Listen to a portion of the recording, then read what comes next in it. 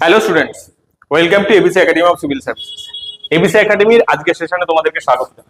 আমি সৌরভ স্যার, তোমাদের আজকে একটা স্পেশাল ক্লাসেস নিতে চলেছি এবং সেই ক্লাসে তোমাদের আগামী ডাব্লিউবিসিএস পরীক্ষার জন্য তো বটেই, সঙ্গে আগামী যত এক্সাম হবে তার জন্য খুবই গুরুত্বপূর্ণ ইনফরমেশন, গুরুত্বপূর্ণ টপিক আজকে আমরা ডিসকাস করব। আজকে যে টপিকটা আমরা ডিসকাস করব বলতে পারো ইন্ডিয়ান পলিটি রিলেটেড থাকবে। এবং ইন্ডিয়ান পলিটিতে তোমরা যদি দেখো তাহলে হচ্ছে 70 to 80% অফ দ্য কোশ্চেন একটা সার্টেন সেকশন থেকে আসে এবং তারপর বাকি। তো আজকে আমরা সেই সেকশনটা কভার করব তোমাদের একটা সিঙ্গেল ক্লাসে, যেখানে তোমার অ্যাপ্রক্স ধরে চলো 70 to 80% এর কাছাকাছি কোশ্চেন কিন্তু সেই জোনটা থেকে আসে।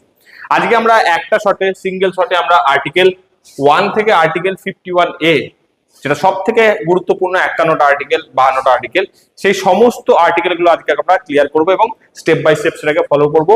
কিভাবে সেটাকে ইজি ওয়েতে মনে রাখা যায় সেটা আমরা করবো এবং তোমরা দেখবে ক্লাস করতে করতে আমরা সেটাকে হয়তো রিভিশনও করে নেবো এবং সেটাকে মেমোরাইজও করে নেবো।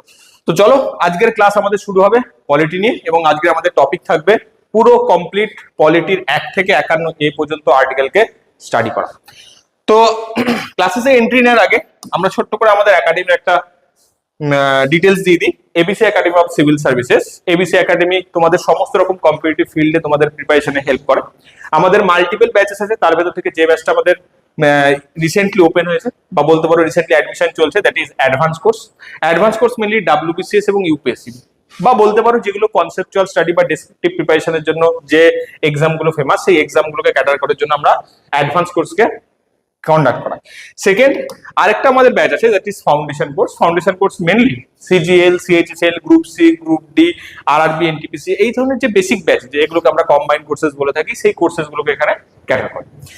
আমাদেরকে কন্ট্যাক্ট যদি করতে চাও বা কোনো রকম যদি কোয়ারিজ থাকে তাহলে তোমরা আমাদেরকে কন্ট্যাক্ট করতে পারো 9474586670 নাম্বারে। কন্ট্যাক্ট করার মোড তোমরা আমাদেরকে হোয়াটসঅ্যাপে পাবে, তোমরা আমাদেরকে কল করতে পারো, আমাদের টেলিগ্রাম, হোয়াটসঅ্যাপ, ফেসবুক এবং ইউটিউব সমস্ত জায়গায় আমাদের কিন্তু পোর্টাল ওপেন আছে, তোমরা সেখানে আমাদের সঙ্গে কন্ট্যাক্ট করতে পারো। আমাদের টেলিগ্রামেও চ্যানেল আছে, সেখানেও কিন্তু তোমরা আমাদেরকে কন্ট্যাক্ট করতে পারো। তো আজকের যে টপিকটা, সেই টপিকটা স্টার্ট করতে চলেছি। চলো সেটাতে দেরি না করে আমরা এন্ট্রি নিই।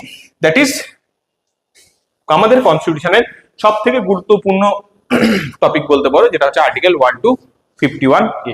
তো আজকে আমরা সমস্ত জিনিসগুলো 1 থেকে 1.5 ঘন্টার আমাদের ক্লাসে যে আমরা চেষ্টা করবো যে পুরো জিনিসটাকে কমপ্লিট করার, এবং এখানে কিছু জিনিস আমাদেরকে ডেসক্রিপশনে বা ডেসক্রাইব করে চলতে হবে, কিছু জিনিসকে আমরা ওয়ান লাইনার ফরম্যাটে এগোবো। সোজা সোজা যে জিনিসগুলো আছে সেগুলো আমরা সিঙ্গেল ওয়েতে বলতে পারো যে সিঙ্গেল লাইনে আমরা বেরিয়ে যাবো, আর কিছু কিছু জিনিসকে আমরা ডেসক্রাইব করতে করতে চলি। তাহলে চলো সব থেকে ফার্স্টে যদি দেখি ফান্ডামেন্টালসটা বুঝে। ফান্ডামেন্টালস বলতে যে সবার ফার্স্টে যে জিনিসটা আছে সেটা হচ্ছে কনস্টিটিউশনের বেসিক ডেফিনেশন। তো আমাদের কনস্টিটিউশন যখন লেখা হয়েছিল, সেই কনস্টিটিউশনে যদি দেখি আমাদের বেসিক লেভেলে আমাদের 3টে সেকশনস আমরা সেখানে পেয়ে থাকি। 3টে সেকশনস কি কি পেয়ে থাকি? এক, কনস্টিটিউশনে যদি দেখি সব থেকে ফার্স্টে কনস্টিটিউশনে মেজর যে আর্টিকেলস গুলো আছে বা মেজর রুলস যেগুলো আছে সেগুলোকে একটা করে নাম্বার দেওয়া আছে। যেমন ক্লাসে প্রত্যেকটা স্টুডেন্টকে আমরা একটা করে রোল নাম্বার দিই এবং প্রত্যেকটা স্টুডেন্ট আলাদা আলাদা ইন্ডিভিজুয়াল পার্সন। তো তেমনি হচ্ছে আমাদের কনস্টিটিউশনের সমস্ত রুলস এন্ড রেগুলেশনস আছে, সেই রুলস এন্ড রেগুলেশনস গুলোকে এক একটা করে নাম্বার বা রোল নাম্বার দেওয়া আছে এবং সেই রোল নাম্বার গুলোকে আমরা বলে থাকি আর্টিকেল, আর্টিকেলস। এবার দেখা যাচ্ছে যে আর্টিকেলস এর ভেতরে সিমিলারিটিস আছে। আর্টিকেলের ভেতরে সিমিলারিটিস বলতে গেলে যে দেখা যাচ্ছে যে কিছু আর্টিকেল আছে যেগুলো হচ্ছে সিমিলার টাইপস অফ জিনিসকে এক্সপ্লেন করতে ব্যবহার হচ্ছে। যেমন 1 থেকে 4 এই আর্টিকেল, আর্টিকেল 1, 2, 3 and 4, এই 4টে আর্টিকেল আমাদের টেরিটরি রিলেটেড জিনিসপত্র, টেরিটরি রিলেটেড লস কে এক্সপ্লেন করতে আমাদের ব্যবহার হয়। তাহলে এই আর্টিকেল 1 to 4 এই জিনিসটা হচ্ছে সিমিলার টাইপস অফ ইভেন্টস কে আমাদের ডিফাইন করছে। তো আমরা কি করলাম, আমরা কনস্টিটিউশনের সমস্ত আর্টিকেল গুলোকে যারা যারা সিমিলার টাইপস অফ জিনিসকে রেফার করছে, সিমিলার টাইপস অফ জিনিসকে ডেসক্রাইব করছে, তাদেরকে একটা প্যাকেটে ঢোকানো, বলতে পারো তাদেরকে একটা প্যাকেটে ঢুকে তাদের একটা নামকরণ করা হলো। কি নামকরণ করা হলো? পার্টস। তাহলে এই আর্টিকেলস গুলো যদি দেখো তাহলে articles are divided into some parts, কিছু পার্টসে ডিভাইড করা আছে। এবার আমাদের কনস্টিটিউশন যখন লেখা হচ্ছিল দেখা গেল যে কনস্টিটিউশন এমনি আমাদের লেন্থিয়েস্ট কনস্টিটিউশন লিখতে লিখতে এডিশন করতে করতে সেটা বিশাল বড় আকার ধারণ করে নিচ্ছে। এবার তারপরে দেখা গেল যে সেখানে বেশ কিছু আর্টিকেল আছে যেই জিনিসগুলো বুঝতে গেলে আমাদের কিছু অ্যাডিশনাল ইনফরমেশন দরকার লাগে। যেমন আমরা ছোটবেলায়, মনে আছে, ছোটবেলায় বিভিন্ন বই পড়তাম, যে আমাদের স্কুলের বইগুলোতে লেখা থাকতো এবং লেখার মাঝে মাঝে কোনো কোনো শব্দের মাথায় স্টার মার্কস দেওয়া থাকতো, এবং সেই স্টার মার্কসটা আবার নিচে, বইয়ের নিচে সেটাকে এক্সপ্লেন করা থাকতো। তাহলে কি অ্যাকচুয়ালি যদি দেখো স্টার মার্কসটা দেওয়া থাকতো এই কারণে যে কোন একটা শব্দ, সেটা হয়তো তুমি এখানে কঠিন মনে হতে পারে, কিন্তু সেটাকে এক্সপ্লেন করা থাকতো নিচের একটা অ্যাডিশনাল সেকশন। তো আমাদের কনস্টিটিউশনে দেখা গেল বহু আর্টিকেল যেগুলোকে বুঝতে গিয়ে আমাদের কিছু অ্যাডিশনাল ইনফরমেশন লাগছে। তাহলে সেই ইনফরমেশনকে যদি যদি আমরা মেন কনস্টিটিউশনে জায়গা দিই, তাহলে সেই কনস্টিটিউশনের আকার বিশাল বড় হয়ে যাচ্ছে। তো আমরা কি করলাম, আমরা একটা কনস্টিটিউশনের পিছনে একটা লিস্ট বানালাম, বা বলতে পারো একটা চার্ট তৈরি করলাম, এবং সেখানে সমস্ত ইনফরমেশন গুলোকে আমরা সেখানে দিয়ে দিলাম, এবং সেখানে পেলাম আমরা শিডিউল। তাহলে অ্যাকচুয়ালি যদি দেখো মেজর মেজর কনস্টিটিউশন আমরা তিনটে জিনিস নিয়ে কাজ করব, সেটা হচ্ছে আর্টিকেল, পার্ট এন্ড শিডিউল। তাহলে আর্টিকেল কি? আর্টিকেল হচ্ছে ইন্ডিভিজুয়াল লস, এক একটা লস তার নাম্বার। একাধিক আর্টিকেল সিমিলার টাইপস অফ জিনিসকে যারা এক্সপ্লেন করে তাদেরকে একটা প্যাকেটে ভরা হয়েছে বা একটা চ্যাপ্টারে ঢোকানো হয়েছে, সেই চ্যাপ্টারগুলোকে আমরা বলছি পার্টস। এবং এই দুটো জায়গায় যখন কোনো জিনিসকে এক্সপ্লেন করা পসিবল হয়নি, তার জন্য অ্যাডিশনাল ইনফরমেশন দরকার সেই আর্টিকেলটাকে কমপ্লিটলি ভালোভাবে বুঝতে, সেটাকে আমরা কনস্টিটিউশনের পিছনে অ্যাডিশন করেছি, এবং সেখানে আমরা পেয়েছি concept of schedule or list. তাহলে এতদূর আশা করি ক্লিয়ার হলো। এবার আমাদের কনস্টিটিউশনকে যখন আমরা পড়া শুরু করি, তখন মনে রাখার খুব সহজ উপায় আছে। আজকে দেখো, আজকে শুধু যেহেতু আমাদের zone of concern article 1 to 51 এ, সেহেতু আমরা এইটুকু নিয়ে কাজ করব। দেখো চলো, তাহলে আর্টিকেল 1 to 51 কে আমরা খুব ছোট্ট হবে একটা স্লটে তার পার্ট গুলোকে মনে রাখবো। এবার তুমি মনে করো সব থেকে ফার্স্টে যদি দেখো, ফার্স্টে তুমি ধরো একটা বাড়ি করবে। তুমি বাড়ি করার সময় সব থেকে ফার্স্টে কি করবে? সব থেকে ফার্স্টে তুমি জায়গা কিনবে, এবং জায়গা কেনার পর তুমি কি করবে? সব থেকে ফার্স্টে তোমার বাউন্ডারিটাকে ডিফাইন করবে, তাই তো? এটাই সব থেকে ফার্স্টে সবাই করে, যে নিজের এরিয়াটাকে ডিফাইন করবে। তাহলে আমাদের ভারতবর্ষ যখন তৈরি হচ্ছে, ভারতবর্ষ একটা টেরিটরি, তাহলে টেরিটরিকে সব থেকে ফার্স্টে আমাকে কি করতে হবে? সব থেকে ফার্স্টে কনস্টিটিউশনে আমাদের টেরিটরিটাকে ডিফাইন করতে হবে, এবং সেখানেই চলে আসছে আমাদের কনস্টিটিউশনের পার্ট 1। পার্ট 1 আমাদের কি করছে? পার্ট 1 আমাদের কনস্টিটিউশন, আমাদের কনস্টিটিউশনে পার্ট 1 আমাদের কি করছে? আমাদের টেরিটোরিয়াল ডেফিনিশন দিচ্ছে। টেরিটোরিয়াল ডেফিনিশনের ভেতর কি কি পড়ছে? টেরিটোরিয়াল ডেফিনিশনের ভেতর এরিয়া কতটা পড়বে, নাম কি হবে, নতুন জায়গা কিভাবে জয়েন করা যাবে, পুরনো জায়গা যেগুলো এক্সিস্ট করছে সেগুলো কিভাবে নতুন ভাবে রিঅর্গানাইজ করা যাবে, সমস্ত কিছু এখানে আমার পড়ে আছে। That is part 1। তাহলে পার্ট 1 আমাদের কি বলা হচ্ছে? পার্ট 1 এ বলা হচ্ছে ইউনিয়ন অ্যান্ড ইটস টেরিটরি। তাহলে ক্লিয়ার হলো? এটা গেল ফার্স্ট। এবার কত নম্বর আর্টিকেল এখানে লাগে?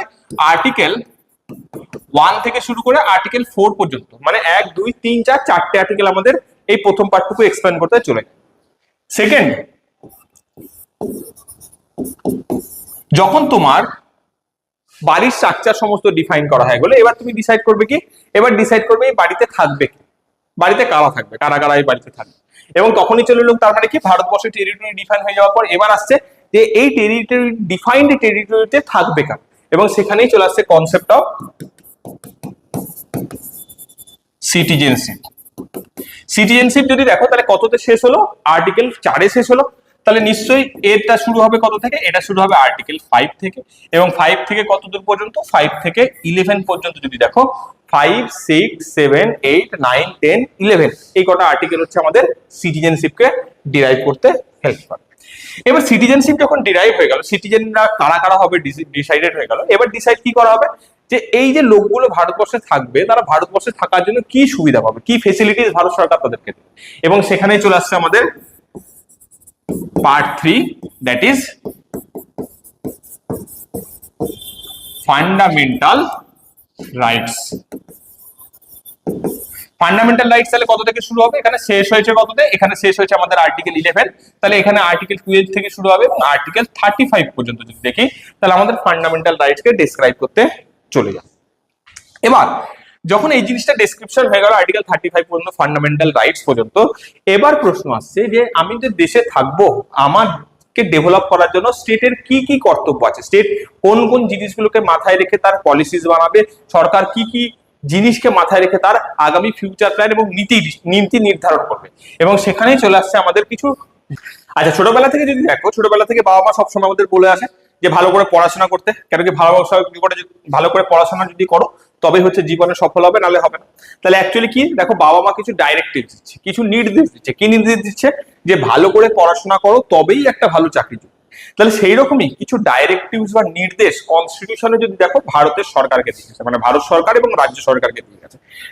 অ্যাজ এ গার্জেন কনস্টিটিউশন যে ডাইরেক্টিভস গুলো দিয়ে গেছে, সেই ডাইরেক্টিভস গুলোই আমাদের কনস্টিটিউশনে আলাদা করে জায়গা দেওয়া হয়েছে, এবং সেই জায়গা দেওয়া যেখানে হয়েছে সেটাই হচ্ছে আমাদের পার্ট 4।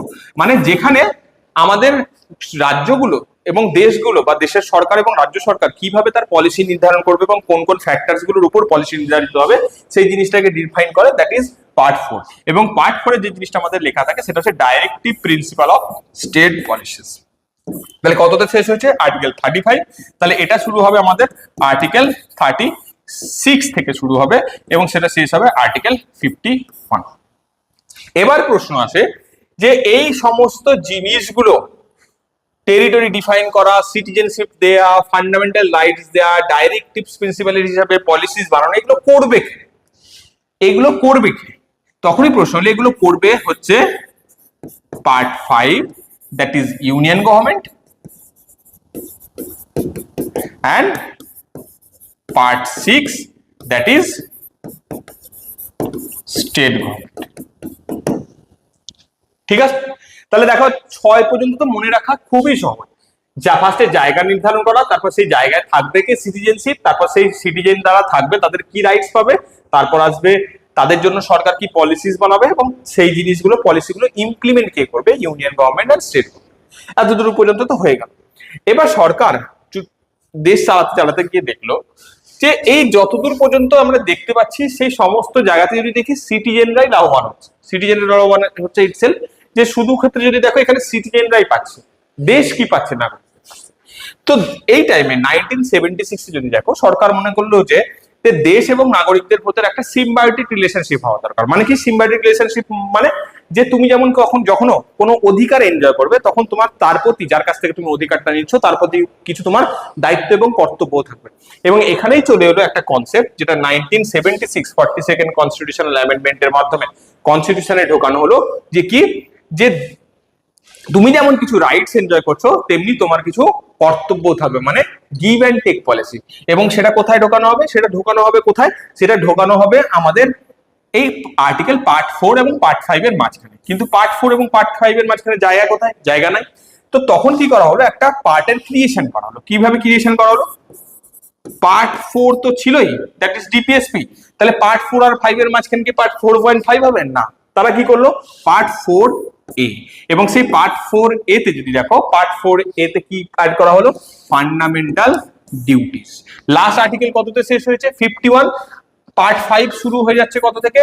আর্টিকেল 52 থেকে শুরু হয়ে যায়। তাহলে আর্টিকেল অ্যাড হবে 51 আর 52 এর মাঝখানে। তো সেখানেও আমাদের যে আর্টিকেলটা অ্যাড হয়ে গেল, দ্যাট ইজ আর্টিকেল 51A। তাহলে আজকে আমরা যে মেইন টপিকটা কভার করব, that is up to fundamental duties. Clear হলো? তাহলে আশা করি সবার এইটুকুতে পার্টস গুলো মনে রাখতে কখনোই সমস্যা হবে না, এবং সঙ্গে আর্টিকেল মনে রাখাও কিন্তু তোমাদের পক্ষে খুবই ইজি হয়ে যাবে। তো চলো এবার এইখানে আর সময় নষ্ট না করে আমরা এগিয়ে যাই আমাদের সব থেকে প্রথম পার্ট, দ্যাট ইজ পার্ট 1। দেখি পার্ট 1 এ কি কি জিনিসকে ডেসক্রাইব করা হয়েছে।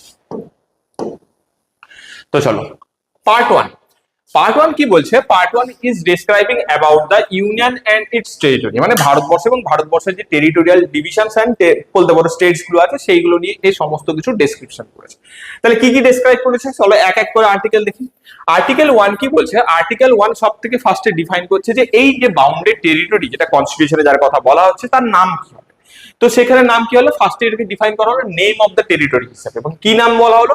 যে ইন্ডিয়াকে দুটো নামে ডাকা যেতে পারে। ইন্ডিয়াকে ভারত বলেও ডাকা যেতে পারে, আবার ইন্ডিয়াকে ইন্ডিয়া হিসেবেও ডাকা যেতে পারে। যদি দেখো যখন ভারতবর্ষের নাম ডিসাইড করা হচ্ছিল তখন দুটো কনসেপ্ট আসে, বা বলতে পারো দুটো গ্রুপের তৈরি হয়। একটা লিবারেল, যারা মনে করতো যে গোটা পৃথিবীকে কি নামে ডাকা হয় তার ভিত্তিতে দেখা হোক যে ভারতবর্ষের নাম কি হবে, এবং সেখানে ইন্ডিয়া নাম প্রস্তাবিত করা হয়। আর আরেকটি জায়গায় ভারতবর্ষের ট্র্যাডিশনাল বা অ্যানসিয়েন্ট রুটকে ফলো রেখে তার নামের কথা ভাবা হয়েছিল, দ্যাট ইজ ভারত। তো লাস্টে ঠিক হয় কি এই দুটো নামই রাখা হবে, ইন্ডিয়া এবং ভারত। তাহলে যদি দেখো ভারতবর্ষকে যদি দেখি আমরা দুটো নামেই ডাকতে পারি, ইন্ডিয়া অ্যান্ড ভারত। এই দুটো নামই কিন্তু কনস্টিটিউশনালি অ্যাপ্রুভড। তাহলে এই দুটোই আমরা নাম কিন্তু ইউজ করতে পারি, India that is Bharat. Second, এখানে কি ডেসক্রাইব করা হচ্ছে, এখানে আরেকটা জিনিস ডেসক্রাইব করা হচ্ছে যে ভারতবর্ষ তৈরি হবে, সেই ভারতবর্ষের নেচার কেমন, কেমন টাইপের স্টেট নেচার হবে। তো বলা হয় এখানে স্টেট নেচার হবে ইউনিয়ন অফ দ্য স্টেট। ঠিক আছে, এখানে কিন্তু বলা হলো না যে ভারতবর্ষ ফেডারেশন হবে। ভারতবর্ষ যদিও ফেডারেল স্ট্রাকচার থেকে ইন্সপায়ার্ড, কিন্তু সেই ফেডারেল স্ট্রাকচারে কিছু চেঞ্জেস আমরা করেছি। এবং সেখানে ফেডারেল স্ট্রাকচার মানে বলতে পারো ফেডারেল স্ট্রাকচার মানে coexistence of union and state. State এবং ইউনিয়ন দুজনে কো এক্সিস্ট করবে। কিন্তু ভারতবর্ষ কি করলো, ভারতবর্ষ ইউনিয়ন এর স্টেটের এক্সিস্টেন্সও রাখলো, কিন্তু এখানে ইউনিয়ন গভর্নমেন্টকে কম্পারেটিভলি পাওয়ারফুল করে দিল দেন স্টেট। এবং সেখানে আমরা কি পেয়ে গেলাম, সেখানে আমরা ফেডারেল স্ট্রাকচার তো পেলাম, কিন্তু সেই ফেডারেল স্ট্রাকচারটা একটা নতুন রূপে পেলাম, দ্যাট ইজ কোয়াসি ফেডারেল, যেখানে ইউনিয়ন গভর্নমেন্ট একটু বেশি পাওয়ারফুল থাকবে, ইউনিয়ন গভর্নমেন্ট একটু বেশি বায়াস থাকবে। আচ্ছা, এবার আমাদের যে ফেডারেশন এর কনসেপ্ট আমরা পেয়েছিলাম, দ্যাট ইজ কোয়াসি ফেডারেশন বা কোয়াসি ফেডারেল স্টেট, কিন্তু অ্যাকচুয়ালি এটাকে কনস্টিটিউশন এক্সপ্লেন করলো কিভাবে, অ্যাকচুয়ালি এক্সপ্লেন করলো as a union of state.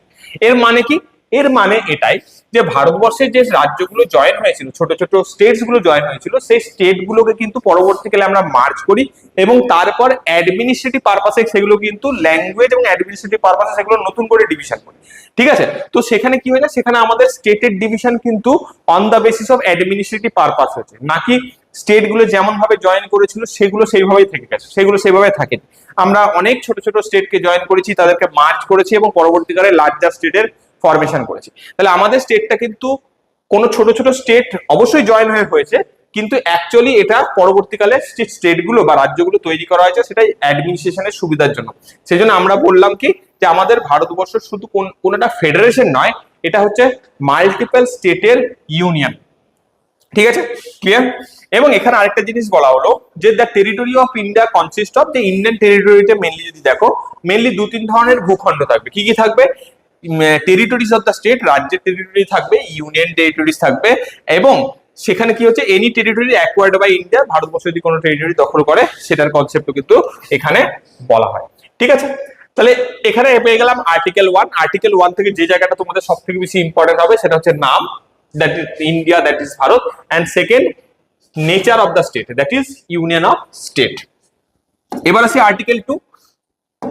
Article 2 কি এক্সপ্লেন করছে, আর্টিকেল 2 এক্সপ্লেন করছে যে ভারতবর্ষ যদি কখনো চায় বাইরের কোনো একটা ছোট্ট জায়গাকে দখল করে নিজের রাজ্যে জয়েন করতে, তাহলে সেই কাজটা করার পারমিশন আর্টিকেল 2 আমাদেরকে দিয়ে গেল।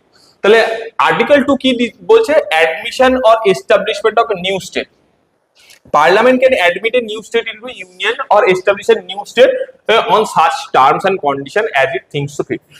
মোদ্দা কথা যদি দেখো, মোদ্দা কথা মনে রাখতে পারো, আর্টিকেল 2 কিন্তু ভারতবর্ষের নতুন কোন স্টেটকে জয়েন করার অপরচুনিটি এন্ড পারমিশন প্রোভাইড করে। তার মানে যদি আমি কখনো বাইরের কোনো দেশ থেকে নতুন একটা জায়গা দখল করে আমি নিজের দেশে জয়েন করাতে চাই, তাহলে আমাকে আর্টিকেল 2 এর হেল্প নিতে হবে, বা আর্টিকেল 2 আমাকে সেই কাজটা করার পারমিশন দেবে। নেক্সট আছে আর্টিকেল 3। আর্টিকেল 3 কি বলছে, তাহলে আর্টিকেল 2 বললো নতুন রাজ্যকে জয়েন করানোর কথা। আর্টিকেল 3 বলছে যে আমার দেশে যে যে স্টেট গুলো অলরেডি এক্সিস্ট করে সেই স্টেট গুলোতে যদি আমি কোনো অল্টারেশন করতে চাই, ধরো সাপোজ আমার এত বড় একটা স্টেট আছে, যে স্টেটটার নাম XYZ, আমি চাইছি এই স্টেটটার জনসংখ্যা প্রচুর বেড়ে গেছে, এটাকে ভেঙে দুটো স্টেট করতে। এই যে স্টেটটাকে ভাঙলাম, ভেঙে দুটো স্টেট করলাম, একটা নাম দিলাম X, একটা নাম দিলাম Y। তাহলে এই যে নামকরণ করলাম এবং তার ডিভিশন করলাম, দিয়ে কটা স্টেট তৈরি হলো, একটা স্টেটকে ভেঙে দুটো স্টেট তৈরি করলাম। বা এমন হতে পারে এরকম ছোট ছোট দুটো স্টেট ছিল, সেই দুটোকে আমি জয়েন করিয়ে একটা লার্জার বড় স্টেট নিয়ে এলাম।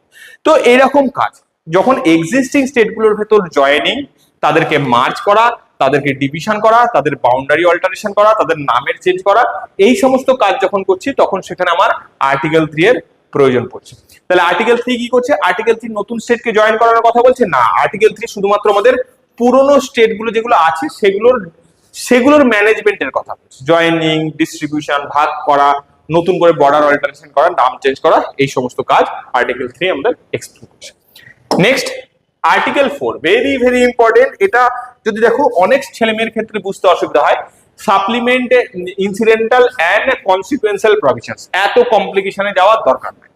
দেখো ব্যাপারটা কেমন, ব্যাপারটা হচ্ছে এইরকম, আমাদের কনস্টিটিউশন আমরা কি বলেছিলাম, আমাদের কনস্টিটিউশনে পার্টস আছে, সেই পার্ট গুলোর ভেতর কি আছে, কিছু আর্টিকেলস আছে, এবং সেই আর্টিকেলস গুলোর ব্যাপারে যদি কোনো এক্সট্রা ইনফরমেশন দরকার পড়ে তখন আমাদের শিডিউল আছে।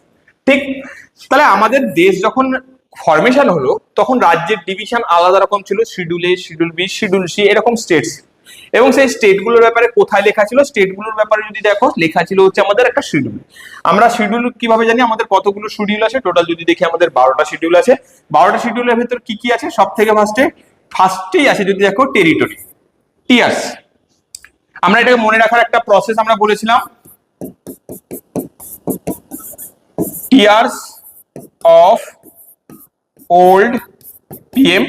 ঠিক আছে, territory emolument, territory emolument, affirmation, Rajya Sabha seats allocation, scheduled areas, other tribal areas, federal structure, official language, তারপর হচ্ছে তোমার এল হচ্ছে তোমার ল্যান্ড রিফর্ম, ডি হচ্ছে তোমার ডিফেকশন ল, পি হচ্ছে পঞ্চায়েত, এম হচ্ছে মিউনিসিপ্যালিটি। টোটাল যদি দেখো এটা, তাহলে আমাদের ভারতবর্ষে এখন দেখা যাচ্ছে যে কোনো টেরিটরির কথা বলা হচ্ছে, কোনো টেরিটরি, তখনই সেই টেরিটরির কথা কোথায় মেনশন থাকছে, আমাদের শিডিউল 1, শিডিউল 1 এ আবার মেনশন থাকছে। ধরো সাপোজ এরকম কথা কনসিডার করো যে সাপোজ আমাদের দেশে যতগুলো স্টেট থাকবে সমস্ত স্টেটের ব্যাপারে লেখা থাকবে কিছু না কিছু শিডিউল 1 এ। তো আমার এই মুহূর্তে ধরে নাও 28 স্টেটস আছে, ঠিক আছে। তার মানে কনস্টিটিউশনে লেখা আছে আমাদের 28 স্টেট। এবার আমি কি করলাম, আমি পাশের থেকে একটা ছোট্ট রাজ্যকে দখল করলাম, দিয়ে সেখানে অ্যাডিশন করলাম। তাহলে বর্তমানে কতগুলো স্টেট হয়ে গেল, বর্তমানে হয়ে গেল 28 প্লাস 1 29 স্টেট। তাহলে এই 29 স্টেট শুধু আর্টিকেল 2 নম্বরের মাধ্যমে জয়েন করালেই হয়ে যাবে না, কনস্টিটিউশনেও এটা মুছে ঠিক করতে হবে যে এখন আর 28টা স্টেট নেই, 29টা স্টেট আছে।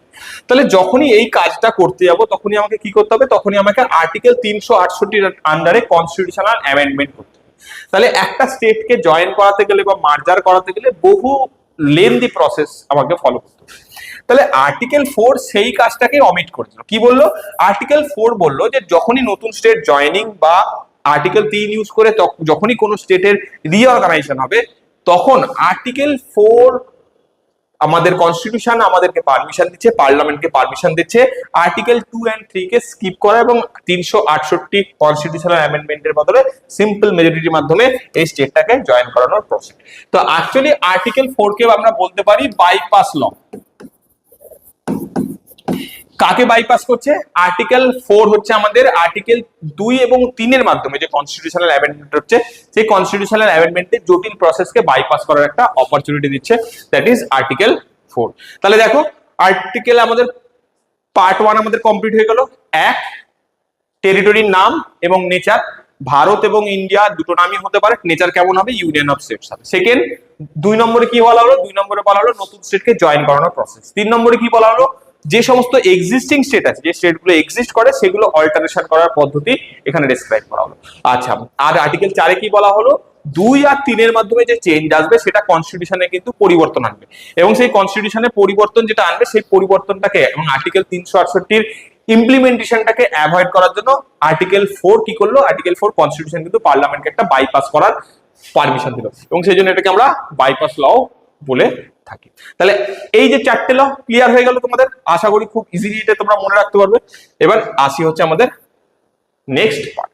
তাহলে যখন টেরিটরি ডিফাইন হয়ে গেল, টেরিটরি ডেফিনিশন পরই যে পার্টটা আমরা পড়বো that is our part 2। Part 2 মানে এবার হচ্ছে এই যে টেরিটরিটা ডিফাইন করলাম, এই টেরিটরিটাই থাকবে কি, এই টেরিটরিটা থাকবে কি সেটাকে ডেসক্রাইব করার জন্য যদি দেখি আমাদের আগেরটা আর্টিকেল শেষ হলো 4 এ, তাহলে এটা 5 থেকে শুরু করে 11 নম্বর পর্যন্ত আর্টিকেল আমাদের সমস্ত নাগরিকত্ব বা সিটিজেন রিলেটেড আর্টিকেলস কে ডিফাইন করে। আচ্ছা, এই সিটিজেনশিপ আর্টিকেলে যদি দেখো সব থেকে ফার্স্টে আসছে আমাদের আর্টিকেল 5, 5 নম্বর আর্টিকেলস আমরা এখানে পাচ্ছি। ঠিক আছে, আর্টিকেল 5 কি বলছে, আর্টিকেল 5 বলছে citizenship at the commencement of the constitution, মানে যখন দেশের সংবিধান লাগু হচ্ছে তখন যারা ভারতবর্ষে আছে তারা কি সবাই ভারতবর্ষী, তো তারা যদি তাদের সেই প্রশ্ন যদি থেকে থাকে তাহলে তাদের ভেতর থেকে কিভাবে আমি ডিসাইড করব যে তাদের ভেতর থেকে কারা ভারতবর্ষী। মানে তুমি ডিসাইড করো যে না, তুমি এটা ভাবো 1950 যখনকার কথা বলছি তখন এমন হয়েছে যে ভারত পাকিস্তানের ডিভিশন হয়ে গেছে, বহু মানুষ পাকিস্তান থেকে ভারতবর্ষ এবং ভারতবর্ষ থেকে পাকিস্তানে গেছে।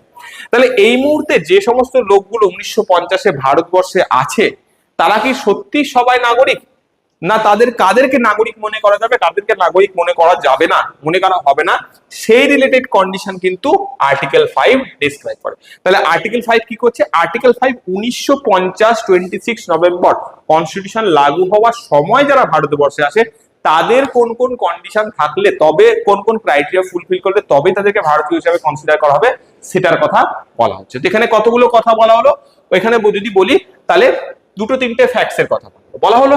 A person became a citizen, একটা পার্সনকে, একটা ব্যক্তিকে নাগরিক হিসাবে তখনই কনসিডার করা হবে, এক, he or she was domiciled in India, যে সে অলরেডি দীর্ঘদিন থেকে ভারতবর্ষে সে থাকছেই।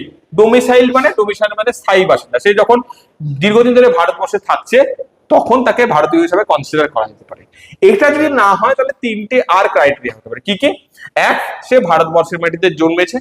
যদি সে ভারতবর্ষের মাটিতে না জন্মায় তাহলে আইদার তার বাবা মাকে কি হতে হবে? ভারতবাসী হতে হবে, অথবা সেটাকে কি হতে হবে যে 26 জানুয়ারি 1950 যবে কনস্টিটিউশন লাগু হয়েছে তার অন্তত 5 বছর আগে থেকে সে ভারতবর্ষে আছে, এমন কন্ডিশন থাকতে হবে। তাহলে দেখো কি কি কন্ডিশন হলো।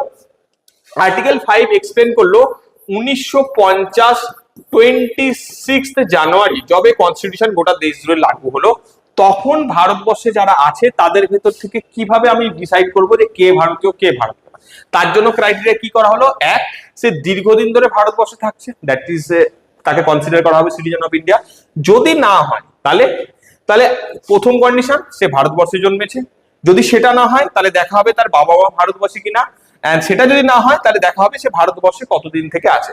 যদি সে দেখা যায় যে লাস্ট 5 ইয়ার্স ধরে কনস্টিটিউশন লাগু হওয়ার 5 বছর আগে থেকে সে ভারতবর্ষে আছে, তাহলে তাকে ভারতবাসী হিসাবে মেনে নেওয়া হবে। তো দোজ আর দ্য 3 কন্ডিশন যেটা সিটিজেন হিসাবে মানা হলো বা সিটিজেনশিপ হিসাবে দেখা হলো অন দ্য টাইম অফ 1950। তাহলে ক্লিয়ার হলো এটা। এটা গেল first article, that is article 5। Article 5 এর পর যেটা আসছে সেটা হচ্ছে আর্টিকেল 6। আর্টিকেল 6 কি বলছে? আর্টিকেল 6 বলছে যে পাকিস্তান থেকে যারা ভারতবর্ষে আসছে তাদের সিটিজেনশিপ দেওয়ার প্রভিশন। দেখো এটা একটা বলি, যখন 1947 আমাদের ভারতবর্ষ ও পাকিস্তানের ভেতর একটা ডিভিশনের ডিসিশন হলো যে ভারত এবং পাকিস্তানকে ডিভাইড করা হবে, তো তখনই কি হলো, বহু মানুষজন পাকিস্তান থেকে ভারতবর্ষে এসছে এবং বহু মানুষজন ইন্ডিয়া থেকে পাকিস্তানে গেছে। এবার এই যে প্রসেস অফ মাইগ্রেশন, এক জায়গা থেকে অন্য জায়গায় যাওয়া, এই প্রসেসটা কি হট করে হয়েছে? হট করে হয়নি, সেটাতে সময় লেগেছে। বহু মানুষ অতটা ট্রাভেল করবে, তার জায়গায় একটা জায়গা থেকে অন্য জায়গায়, একটা দেশ থেকে অন্য দেশে যাবে, সেটা অনেক সময় সাপেক্ষ ব্যাপার। তো সরকার ডিসাইড করলো যে 1947 সালে যদি আমরা এরকম বর্ডার টেনে দিই তাহলে কিন্তু এই মাইগ্রেশনের প্রবলেমটা অতিরিক্ত বেশি ইনক্রিজ করবে। তো সরকার ডিসাইড করলো যে 1947 যবে দেশভাগের কথা ডিসাইড হলো তবে থেকে শুরু করে 1948 19 জুলাই মানে 1 বছরের জন্য ভারত সরকার ডিসাইড করলো যে বর্ডার আমি ওপেন রাখবো। যারা যারা 1947 থেকে 1948 জুলাই মাস 19 জুলাইয়ের ভেতর ভারতবর্ষে আসতে চায় তারা কিন্তু ভারতবর্ষে আসতে পারে এবং তাদেরকে ভারতবাসী হিসাবে মেনে নেওয়া হবে। তাহলে কি হলো, আর্টিকেল 6 কাদেরকে সিটিজেনশিপ দেওয়ার কথা বলছে? পাকিস্তান থেকে যারা ভারতবর্ষে মাইগ্রেট করছে তারা। কি সুবিধা দেওয়া হলো? বলা হলো যারা পাকিস্তান থেকে ভারতবর্ষে মাইগ্রেট করছে তারা যদি 1947 থেকে মাইগ্রেট ধরা হয় তাহলে 1947 থেকে 19 জুলাই 1948 পর্যন্ত সরকার কি করবে? সরকার বর্ডার ওপেন রাখবে। যদি কেউ পাকিস্তান থেকে ভারতবর্ষে আসতে চায় তাহলে এইটুকু টাইমের ভেতর তাদের কিন্তু ভারতবর্ষে চলে আসতে হবে। এইটুকু টাইমের ভেতর যদি তারা ভারতবর্ষে চলে আসে তাহলে কিন্তু তাদেরকে ভারতবাসী হিসাবে কনসিডার করা হবে। যদি সেইটুকু টাইমের ভেতর তারা না আসে, মানে 19 জুলাই 1948 এর পরে আসে, তাহলে কি হবে? তাহলে কিন্তু তাদেরকে রেজিস্ট্রেশন করাতে হবে এবং সঙ্গে সঙ্গে রেজিস্ট্রেশনের দিন থেকে মিনিমাম 6 মান্থের জন্য তাকে ভারতবর্ষে স্টে করতে হবে, তবে গিয়ে তাকে সিটিজেনশিপ দেওয়া হবে। তাহলে দেখো আর্টিকেল 6 কে আমরা যদি দেখি তাহলে আর্টিকেল 6 দু ধরনের সিটিজেনশিপের কনসিডারেশন দিচ্ছে। কিভাবে? একটা বর্ডার যদি টানি, এই বর্ডার লাইনটা হচ্ছে 19 জুলাই 1948। তার মানে এই 19 জুলাই 1948 এর আগে যারা ভারতবর্ষে চলে এসেছে তারা অলরেডি সিটিজেনশিপ পেয়ে গেল। আর যারা এই 19 জুলাই 1948 এর পরে আসছে তাদের জন্য দুটো কন্ডিশন রাখা হলো। কি কন্ডিশন? এক হচ্ছে রেজিস্ট্রেশন প্লাস যদি দেখো সেটা হচ্ছে 6 মান্থ স্টে ইন্ডিয়ায়, তাকে 6 মাসের জন্য স্টে করতে হবে। এটা কিন্তু আমাদের মাথায় রাখতে হবে। তাহলে আর্টিকেল 6 পাকিস্তান থেকে ভারতবর্ষে মাইগ্রেট যারা করছে তাদের সিটিজেনশিপ দেয়া নিয়ে কথা বলে। এবার চলো এবার আসি হচ্ছে আর্টিকেল 7। আর্টিকেল 7 ও ভেরি ভেরি ইম্পর্টেন্ট। আর্টিকেল 7 গুরুত্বপূর্ণ কেন?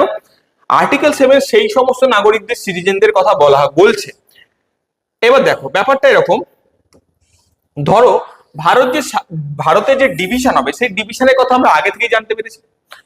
এবার দেখা যাচ্ছে যে বহু লোক আছে যারা ভারতবর্ষকে ডিভিশন হবে এবং ভারতবর্ষকে ডিভাইড করে পাকিস্তান এবং ইন্ডিয়ায় ভাগ করা হবে, সেটা ভাগ হওয়ার আগেই সে কি করেছে, সে পাকিস্তানে চলে গেছে। মানে ধরো 1947-এ 15 আগস্ট এই ডিভিশন কমপ্লিট হলো, তার আগেই যদি কেউ ভারতবর্ষ থেকে পাকিস্তানে চলে যায় এটা ভেবে যে ভারত পাকিস্তান আলাদা হবে, পরবর্তীকালে সে যদি আবার পাকিস্তান থেকে ভারতবর্ষে আসছে তাহলে তার মানে কি হলো, যারা ইন্ডিয়া থেকে পাকিস্তানে মাইগ্রেট করে গেছিল স্বাধীনতার আগে, কতদিনের আগে সে ডেটটা আমি বলে দিচ্ছি, তারপর আবার ভারতবর্ষে সে আসতে চাইছে, তখন তাদের জন্য নাগরিকত্ব। দেখো এখানে দেয়া আছে right of certain migrates to Pakistan কারা, person who migrate to Pakistan after 1 March 1947। মানে 1 মার্চ 1947 তখন মোটামুটি ডিসাইড হয়ে গেছে যে ভারত পাকিস্তানের ডিভিশন হবে।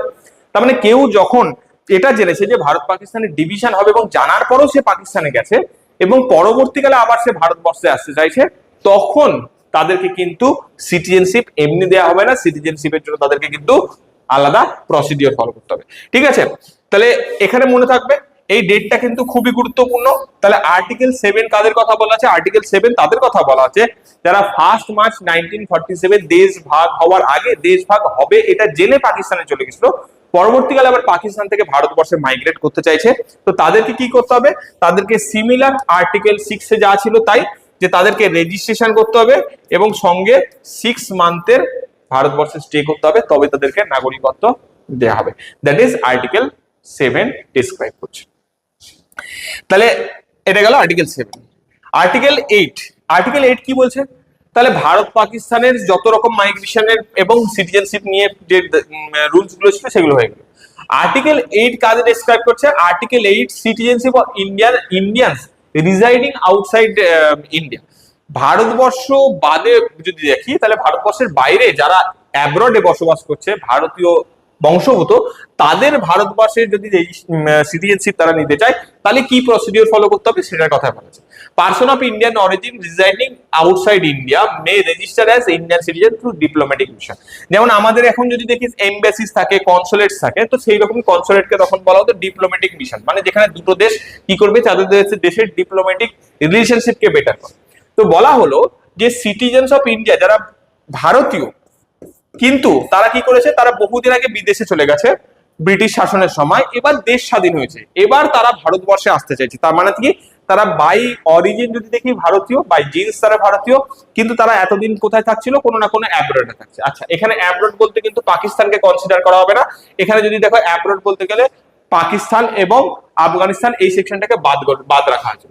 এর বাইরে পৃথিবীর যে কোনো জায়গা থেকে তারা যদি ভারতবর্ষে আসতে চায় তাহলে তাদেরকে কি করতে হবে, তাদেরকে ডিপ্লোম্যাটিক মিশন বা বলতে পারো যে তখনকার সময়ের যে কনসুলেট বা এমবাসি অফিস ছিল, সেই এমবাসি অফিস থেকে তাদেরকে রেজিস্টার করাতে হবে, তবে তারা ভারতের নাগরিকত্ব পেতে পারে। তাহলে আর্টিকেল 8 আমাদের কি করছে, আমাদের ইন্ডিয়ান অরিজিন যারা বাইরে থাকছে তাদেরকে সিটিজেনশিপ দেওয়ার প্রভিশন দিচ্ছে।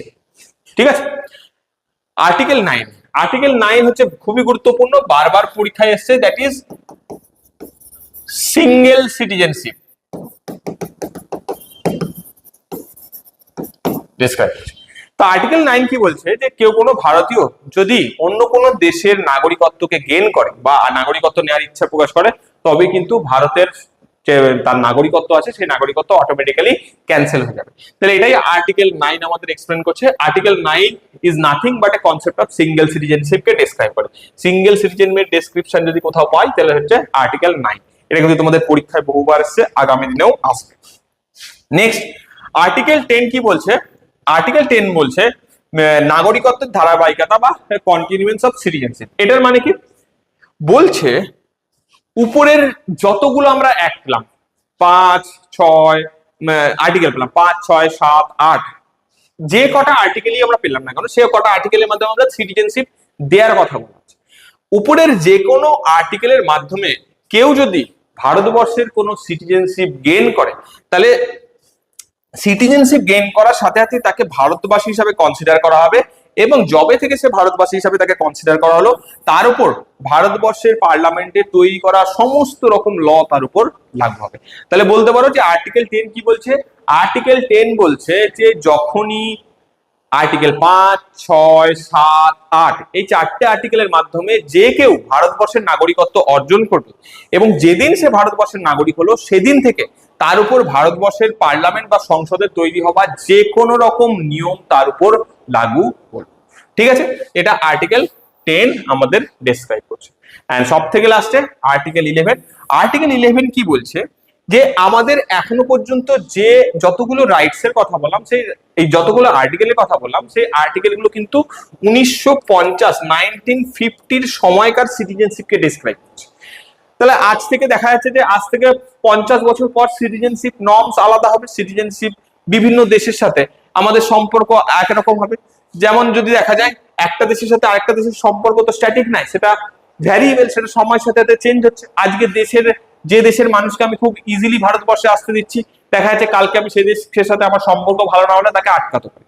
তাহলে সময়ের সাথে সাথে কিন্তু সিটিজেনশিপের রুলস এন্ড রেগুলেশন চেঞ্জ হওয়া উচিত বা চেঞ্জ করার ক্ষমতা থাকা উচিত। তো আর্টিকেল 11 কিন্তু সেই জিনিসটাকে ডেসক্রাইব করে। কি বলে? যে parliament has exclusive authority to regulate citizenship matters. বলা হলো যে ভারতবর্ষে যে কোনো রকম citizenship and citizenship related laws and তার রিলেটেড যে কোনো রকম রেগুলেশন বানানোর ক্ষমতা কিন্তু পার্লামেন্টের থাকবে। তাহলে আগামী দিনে যদি দেখো যে কোনো রকম সিটিজেনশিপ রিলেটেড ল যদি আনতে হয়, তাহলে সেটা কে আনবে? সেটা কিন্তু পার্লামেন্টের দ্বারাই আনা হবে। তো এটা গেল আমাদের আর্টিকেল 5 to 11। দেখো খুব ইজি। আর্টিকেল 5 কি বলা হলো? আর্টিকেল 5 হচ্ছে 1950 26 জানুয়ারি যবে কনস্টিটিউশন আমাদের লাগু হলো, সেই কনস্টিটিউশন লাগু হওয়ার দিনে যারা ভারতবর্ষে থাকছে তাদের নাগরিকত্ব কিভাবে ডিসাইড করা হবে সেটা নিয়ে কথা বলা হলো। কি বলা হলো? যে আইদার তুমি ভারতবর্ষে দীর্ঘদিন ধরে বাস করছো সেটা, অথবা স্থায়ী বাসিন্দা ভারতবর্ষের ডোমিসাইল, অথবা যদি সেটা না হয় তুমি ভারতবর্ষে জন্মেছো, সেটাও যদি না হয় তোমার বাবা মা ভারতবাসী, সেটাও যদি না হয়, তাহলে অন্তত মিনিমাম ভারত স্বাধীন কনস্টিটিউশন লাগু হওয়ার 5 বছর আগে থেকে তুমি ভারতবর্ষে থাকছো। সেকেন্ড বললো কি আর্টিকেল 5 কি বললো? আর্টিকেল 5 বললো যারা দেশ স্বাধীন হওয়ার পর 1947 এর পর পাকিস্তান থেকে ভারতবর্ষে আসতে চাইছে তাদের কন্ডিশন কি বলা হলো? ভারত বললো যে 19 জুলাই 1948 পর্যন্ত আমি বর্ডার খোলা রাখবো, যারা আসার তারা চলে আসো, যারা আসবে তাদেরকে আমি সিটিজেন হিসেবে মনে করব। যদি কেউ 19 জুলাই 1948 এর পরে আসো, তাকে কিন্তু একটা স্পেশাল প্রভিশনের মাধ্যমে নাগরিকত্ব পেতে হবে। কি প্রভিশন? 6 মাসের ভারতবর্ষে স্টে এবং রেজিস্ট্রেশন। আচ্ছা, নেক্সট আর্টিকেল 7 কি বললো? আর্টিকেল 7 কি বললো? আর্টিকেল 7 বললো তাদের কথা যারা 1947 ফার্স্ট মার্চ এটা জেনে গেছিল যে পাকিস্তানের ডিভিশন হবে, এবং সেটা জানার পর তারা পাকিস্তান চলে গেছিল এবং পুনরায় ভারতবর্ষে ফিরতে চাইছে, তাদের জন্য কি নর্মস রাখা হলো? তাদের জন্য সেম রেজিস্ট্রেশন এবং 6 মান্থসের ভারতবর্ষে স্টে। 8 নম্বর যদি দেখো, তাহলে পাকিস্তান, আফগানিস্তান এবং বাংলাদেশ এই সেকশন বাদে ভারতবর্ষ পৃথিবীর যে কোনো জায়গায় যে ভারতীয় বংশোদ্ভূত মানুষ রয়েছে, তারা যদি ভারতবর্ষের সিটিজেন হতে চায়, তাদের জন্য নর্মস রাখা হলো। কি নর্মস রাখা হলো? তাদের জন্য নর্মস রাখা হলো যে তারা সেই বিদেশের ডিপ্লোম্যাটিক মিশন বা এমবাসি বা কনসুলেটে গিয়ে তাদেরকে ভারতীয়দের হওয়ার জন্য রেজিস্টার করাতে হবে, তবেই সিটিজেনশিপ অফ ইন্ডিয়া তারা পাবে। এটা গেল 8 নম্বর। 9 নম্বর কি বললো? 9 নম্বরে বলা হলো সিঙ্গেল সিটিজেনশিপ। তুমি অন্য দেশের কোনো নাগরিকত্ব যদি নিজে থেকে নাও, তাহলে তোমার দেশের বা ভারতীয়দের নাগরিকত্ব তোমার অটোমেটিক্যালি স্ক্র্যাপ হয়ে যাবে। That is single citizenship. Article কি 10 কি ডিসক্রাইব করলো? আর্টিকেল 10 বললো তুমি যে কোনো আর্টিকেলের মাধ্যমে যখনই তুমি ভারতবাসী হলে, তখনই তোমার ভারতবাসী হওয়ার সাথে সাথে তোমার উপর পার্লামেন্ট তৈরি করা সমস্ত রুলস এন্ড রেগুলেশন লাগু হওয়া শুরু হলো। That is article 10। আর আর্টিকেল 11 কি বললো? সময়ের সাথে সাথে যে সিটিজেনশিপের নর্মস এ চেঞ্জ হবে, সেই নর্মস এর হিসাবে কিন্তু সিটিজেনশিপ ল এন্ড অ্যাক্ট আনার ক্ষমতা পার্লামেন্টের কাছেই থাকবে। তো এই গেল আমাদের পার্ট 2। কত ইজি ছিল। চলো, পার্ট 2 কমপ্লিট হওয়ার পর যে জিনিসটা আমার আসছে, that is part 3, fundamental rights. খুবই গুরুত্বপূর্ণ, এটাকে বহুভাবে পড়া যেতে পারে। চলো ফার্স্টে ফান্ডামেন্টাল রাইটস এর একটু কনসেপ্ট নিই। কনসেপ্ট কিভাবে নেওয়া যায় দেখো। আমরা জানি যে মোটামুটি যদি দেখি তাহলে 200 ইয়ার্স ব্রিটিশ শাসন ছিল, ব্রিটিশেরা বলা যেতে পারে। এই ব্রিটিশেরা যদি দেখো, ব্রিটিশরা এক্সপ্লয়টেশন করেছে, প্রচুর এক্সপ্লয়টেশন সমস্ত দিক থেকে, এগ্রিকালচার, ফুড বলো, ড্রেস বলো, এডুকেশন বলো, বিজনেস বলো, ফ্রিডম অফ এক্সপ্রেশন বলো, প্রফেশন বলো, যে কোনো জায়গায় বলো সেখানে ভারতবাসী কিন্তু এক্সপ্লয়েট করেছে। ভারতবাসী না খেতে পেয়েছে, না পড়তে পেয়েছে, না সে নিজেকে ডেভেলপ করতে পেরেছে, না বিজনেস করতে পেরেছে, না নিজের রিলিজনকে ঠিকভাবে মানতে পেরেছে, কিছুই পায়। তাহলে যখনই 1947-এ 1947-এ দেশ স্বাধীন হলো, দেশ স্বাধীন হওয়ার সাথে সাথে মানুষের সরকারের কাছে প্রচুর দাবি থাকবে যে স্যার এটা করুন, স্যার এটা করুন, প্রচুর দাবি থাকবে। কেন কি, মানুষ এতদিন কিছু পায়নি, সে সরকারের কাছে সমস্ত তার অধিকারগুলো ফিরে পেতে চাইছে। এবার যে সরকার তৈরি হয়েছে 1947-এ, যে সরকার 1950-51-তে যে সরকার তৈরি হবে, সেই সরকার কি প্রচুর বড় লোক? প্রচুর বড় লোক না। সে সদ্য যদি দেখে সরকার গঠন করেছে, সে একদম ইনফ্যান্ট গভর্নমেন্ট। তাহলে সেই ইনফ্যান্ট গভর্নমেন্টের পক্ষে কিন্তু সাধারণ মানুষের সমস্ত আশাগুলো মেটানো কিন্তু সম্ভব। সরকার কি দেখলো? সরকার দেখলো মানুষের দাবিগুলো করছে, সেই দাবিগুলো প্রত্যেকটাই জায়েজ, প্রত্যেকটাই কিন্তু গুরুত্বপূর্ণ, কিন্তু সমস্ত জিনিস কিন্তু আমার পক্ষে দেওয়া সম্ভব না। এক্সাম্পল, যে দেখো প্রত্যেকটা মানুষ কি চাইছে? এডুকেশন। কিন্তু তখন সরকার দেখলো আমি খেতে দিতে পারছি না মানুষকে, প্রত্যেকটা মানুষকে খেতে দিতে পারছি না, সেখানে প্রত্যেকটা মানুষকে এডুকেশন কি করে দেবো? তাহলে এবার বলো, যে যখন তোমাকে আমি ফুড অ্যান্ড এডুকেশন এই দুটোর ভেতরে বাঁচতে বলবো, তুমি কোনটাকে বাঁচবে? ম্যাক্সিমাম মানুষ দেখা যাচ্ছে যে সে খাবারটাকে বাঁচবে। কেন কি, খাবার না থাকলে তুমি বেঁচেই থাকবে না, পরে তো এডুকেশন। তাহলে সরকার দেখলো যে মানুষের যে দাবি দেওয়া আছে, সেই দাবি দেওয়ার ভেতর কিছু দাবি আছে যেগুলো মানুষকে আর্জেন্ট বেসিসে তাকে প্রোভাইড করতেই হবে।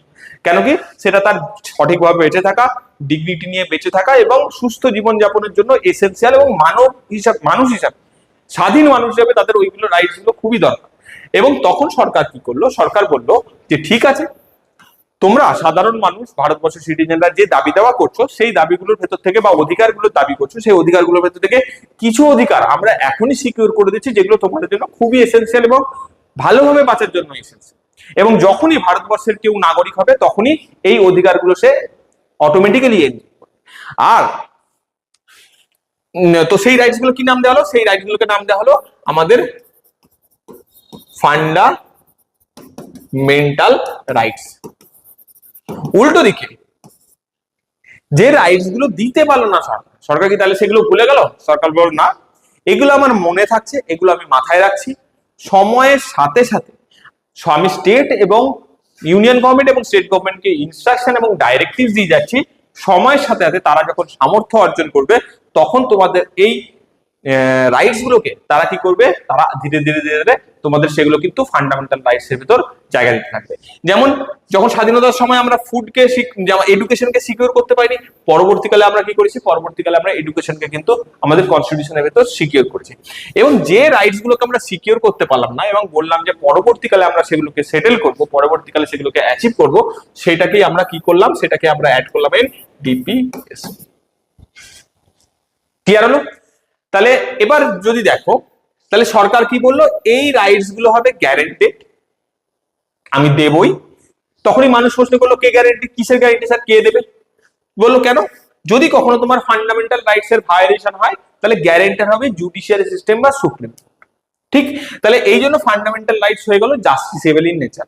কিন্তু ডিপিএসপির ক্ষেত্রে বলা হলো না, যেহেতু ডিপিএসপি প্রত্যেকটা স্টেট যে লাগু করতেই হবে, এটার কোনো ম্যান্ডেটরি ব্যাপার নাই। স্টেটকে বলা হলো ইনস্ট্রাকশন, স্টেটটা নিজের কমফোর্টেবল টাইমে ধীরে ধীরে অ্যাচিভ করবে, সেজন্য এটা হয়ে গেল নন জাস্টিসেবল ইন নেচার। তাহলে ফান্ডামেন্টাল রাইটস কেন জাস্টিসেবল, কেন নন জাস্টিসেবল, এবং কিভাবে দুটো ডিভিশন করা হলো, এটা আমরা বুঝলাম। এবার ফান্ডামেন্টাল রাইটস কে কনস্টিটিউশনে জায়গা দেওয়া হলো ইন পার্ট 3 এন্ড ডিপিএসপি কে জায়গা দেওয়া হলো ইন পার্ট 4। ক্লিয়ার? তাহলে খুব সহজে মনে রাখা পসিবল। এবং ফান্ডামেন্টাল রাইটস যদি দেখো, তাহলে আগের আর্টিকেল কততে শেষ হয়েছিল? আর্টিকেল 12 এ শেষ হয়েছিল। তারপর থেকে আমাদের ফান্ডামেন্টাল রাইটস শুরু হয়, দ্যাট ইজ আর্টিকেল 30। তাহলে এই 12 থেকে শুরু হয়, 11তে শেষ হয়েছিল, আর্টিকেল 12 থেকে শুরু হয়। তো আর্টিকেল 12 থেকে শুরু করে আর্টিকেল 35 পর্যন্ত যদি দেখি, এখানে মেজর ইম্পর্টেন্ট আর্টিকেলস গুলো আছে। এবার এই ফান্ডামেন্টাল রাইটস এর আর্টিকেল গুলো কতগুলো ছোট ছোট ছোট ছোট সেগমেন্টস বা চ্যাপ্টারে ডিস্ট্রিবিউট করা আছে। এই চ্যাপ্টারে ডিস্ট্রিবিউট যদি করি, চ্যাপ্টারের ডিস্ট্রিবিউশনস আমরা দেখে নিই। এই দেখো, চ্যাপ্টারের ডিস্ট্রিবিউশন যদি দেখো, সবথেকে ফার্স্টে যদি দেখি, এটাকে টোটাল 6টা চ্যাপ্টারে ডিস্ট্রিবিউট করা আছে।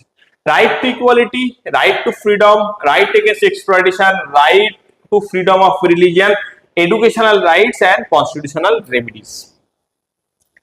তো বলবেন যে স্যার এই জিনিস তো আমার মনে রাখতে হয় না, সব থেকে বেশি গন্ডগোল ছেলে মেয়েদের এইখানেই হয়। দেখো এই জিনিসটাকে মনে রাখার একটা আমি সহজ উপায় বলে দিচ্ছি। দেখো প্রথম যদি 14 থেকে 18 কাউন্ট করো তাহলে দেখবে তার মাঝখানে আছে 5টা আর্টিকেল।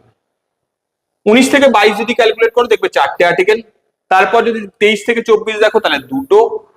25 থেকে 28 আবার 4টে।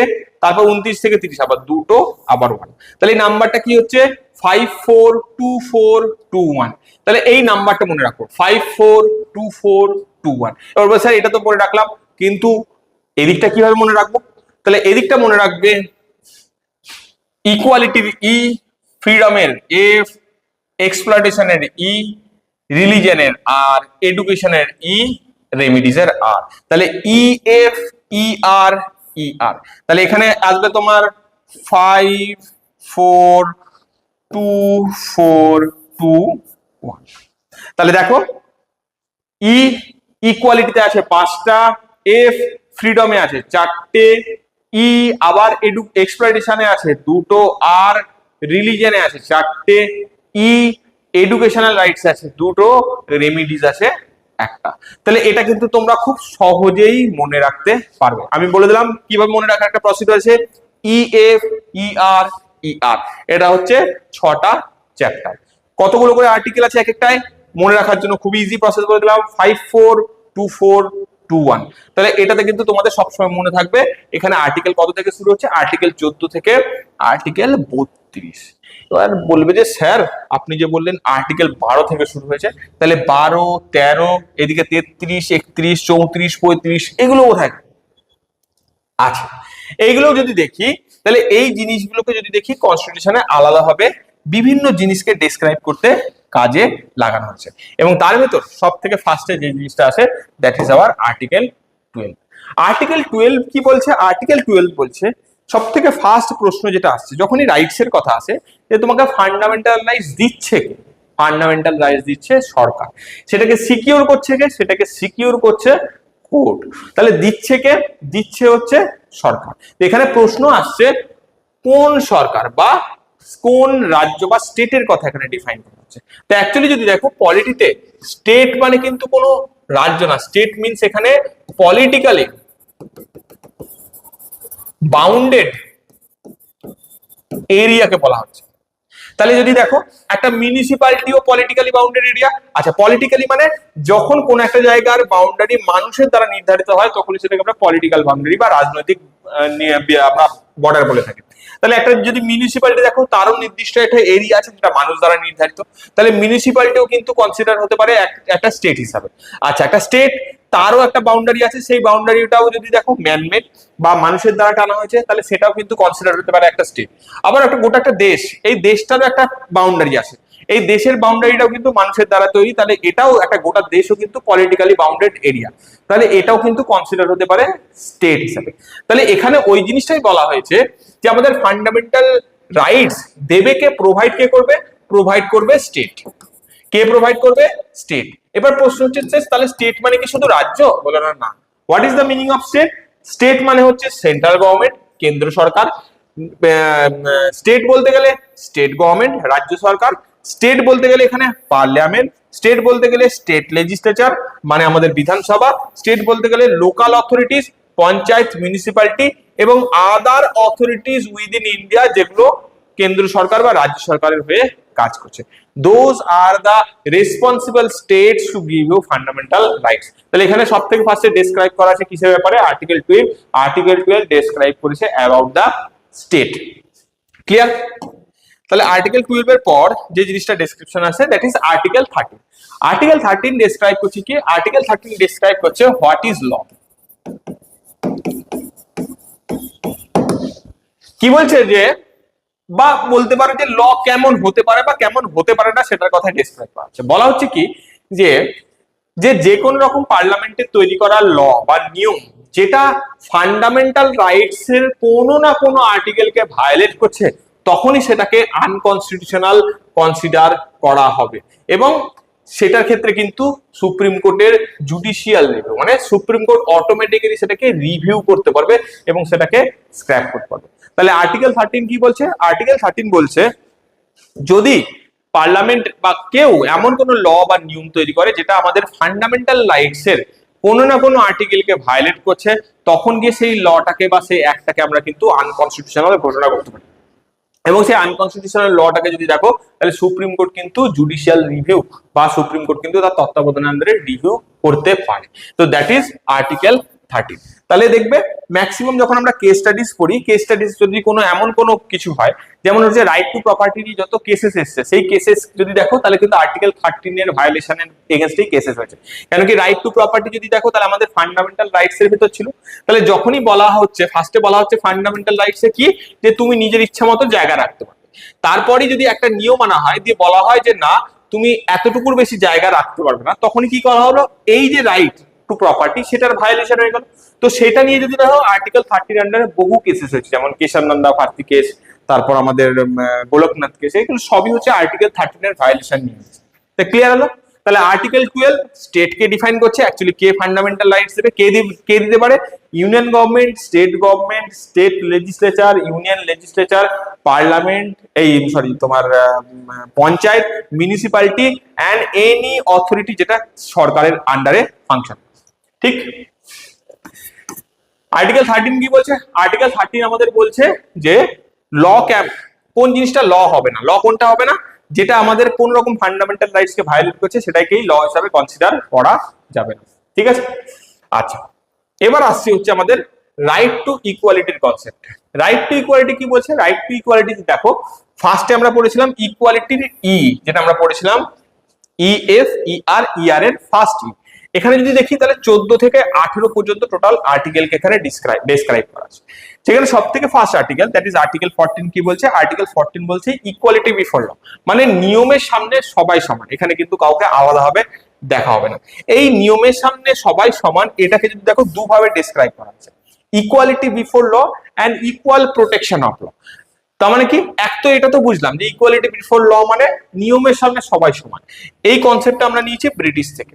কিন্তু ইকুয়াল প্রোটেকশন অফ ল, এই কনসেপ্টটা যদি দেখি তাহলে আমেরিকা থেকে নিয়েছি। What is the meaning of equal protection of law? দেখো এই জিনিসটা বুঝতে গেলে যদি দেখো তাহলে আমাকে এইভাবে বুঝতে হবে। সাপোজ একটা লোক, পাশের বাড়ির সাথে তার জায়গা জমি নিয়ে ঝামেলা হয়েছে, এবং পাশে তাদের জায়গা জমি নিয়ে ঝামেলা এতটাই বাড়াবাড়ি হয়েছে, সে কি করেছে, সে আরেকটা লোককে মার্ডার করে ফেলেছে এবং সে খুন করে ফেলেছে। কটা খুন করে ফেলেছে? সে একটা খুন করছে। তাহলে অ্যাকচুয়ালি যদি দেখি সে কি করেছে, রাগের বশে খুন করে ফেলেছে। তাহলে তার কি হলো, তার এগেইনস্ট একটা ক্রিমিনাল কেসেস হবে এবং ক্রিমিনাল কেসেস তার জেল হবে। কেন জেল হবে? কেন কি সে মার্ডার করেছে। ঠিক আছে? উল্টো দিকে আরেকটা লোক, সেও একটা মার্ডার করেছে, কিন্তু সে কি করেছে, সে দীর্ঘদিন ধরে প্ল্যান করেছে, প্ল্যান করে নৃশংস পদ্ধতিতে যদি দেখো সেই লোকটাকে আরেকটা লোককে মার্ডার করেছে। তাহলে দুটোর ক্ষেত্রে যদি দেখো ক্রাইম কিন্তু একই, দুজনেই কিন্তু একটা মার্ডার করেছে, কিন্তু দুজনের মানুষকে কি সেম পানিশমেন্ট হওয়া উচিত? কখনোই হওয়া উচিত না। কেন কি একজন রাগের মাথায় করেছে আর একজন প্ল্যান করে করেছে। তার মানে বলতে পারা যায় যে একজন কিন্তু বাই জিন সে ক্রিমিনাল না, কিন্তু সে রাগের মাথায় করে ফেলেছে, তাকে শুধরানো যেতে পারে। কিন্তু আরেকটা যদি দেখি তাহলে আরেকজন হচ্ছে সে মানসিকভাবে বা বলতে পারো ইনবিল্ড সে কিন্তু ক্রিমিনাল, তার ভিতরে একটা ক্রিমিনালের সত্তা আছে, মানে সে কিন্তু ক্রিমিনাল অলরেডি আছে, কেন কি ঠান্ডা মাথায় সে খুন করেছে। তাহলে দুটো লোকের কি পানিশমেন্ট একই হওয়া উচিত? একই হওয়া উচিত। তাহলে কি হলো ব্যাপার, হচ্ছে এর পানিশমেন্টের তুলনায় এর পানিশমেন্ট কিন্তু বেশি হবে। তাহলে এই যে জিনিসটা কি হলো, এই জিনিসটাকে আমরা বলছি ইকুয়াল প্রোটেকশন অফ ল, মানে ভালোর সাথে ভালো, খারাপের সাথে খারাপ, ভালোর সাথে ভালো, খারাপের সাথেও ভালো না, ভালোর সাথে ভালো, খারাপের সাথে খারাপ, এই যে জিনিসটা কি বলা হচ্ছে ইকুয়াল প্রোটেকশন অফ ল। এবারে এই ইকুয়াল প্রোটেকশন অফ ল কে আমরা আরো একটা নাম বলে থাকি, that is reasonable discrimination. Reasonable discrimination মানে দেখো এখানে কিন্তু একে কম পানিশমেন্ট দেওয়া হচ্ছে, একে বেশি পানিশমেন্ট দেওয়া হচ্ছে। তাহলে কেউ এই যদি প্রশ্ন করে, স্যার দুজনেই তো একই মার্ডার করেছি, তাহলে আমাকে বেশি পানিশমেন্ট, ওকে কম কেন? কোর্ট তখন বলবে যে তুমি এই কারণে তোমার ক্রাইমের মেথড এই সমস্ত জিনিসগুলো এতটা হিংস্র যে তোমাকে বেশি পানিশমেন্ট করতে হয়েছে, কেন কি তুমি বলতে পারো তোমার ক্রাইমের সেন্সে কিন্তু হট টেম্পার্ড বা তুমি রেগে গিয়ে করেছো তা না, তুমি প্ল্যান করে করেছো। তাহলে এই যে জিনিসটা রিজনেবল ডিসক্রিমিনেশনের ভিত্তিতে কাউকে শাস্তি দেওয়া হচ্ছে বা তাকে জাজ করা হচ্ছে, এই জিনিসটা কার কাছে দেওয়া থাকে? কনস্টিটিউশন যদি দেখো তাহলে এই জিনিসটার পারমিশন কোর্টকে দেয়। কোর্টের কাছে রিজনেবল ডিসক্রিমিনেশনের অপশন থাকে। কোর্ট কিন্তু এই সাক্ষী সাবুত এগুলোকে যাচাই করে রিজনেবল ডিসক্রিমিনেশন এবং ইকুয়াল প্রোটেকশন লর আন্ডারে কিন্তু পানিশমেন্ট অ্যানাউন্স করে। তাহলে এই যে কনসেপ্ট, এই কনসেপ্ট আমরা কোথা থেকে নিয়েছি? এই কনসেপ্ট আমরা আমেরিকা থেকে নিয়েছি। আর ইকুয়ালিটি বিফোর ল, এই কনসেপ্ট আমরা ব্রিটিশ কনস্টিটিউশন থেকে নিয়েছি। আচ্ছা, next article 15 prohibition of discrimination বলছে যে কোনো রকম ডিসক্রিমিনেশন বা বলতে পারো যে বৈষম্য করা যাবে। তাহলে বৈষম্য করা যাবে না কি যে কোনো গ্রাউন্ডে বৈষম্য করা যাবে না? দেখো কনস্টিটিউশন কিন্তু ডিফাইন করে দিল, বলা হলো এই 5টা গ্রাউন্ডেই ডিসক্রিমিনেট করা যাবে না। Religion, caste, race, sex and place of birth, এই 5টা গ্রাউন্ডে ডিসক্রিমিনেট করা যাবে না।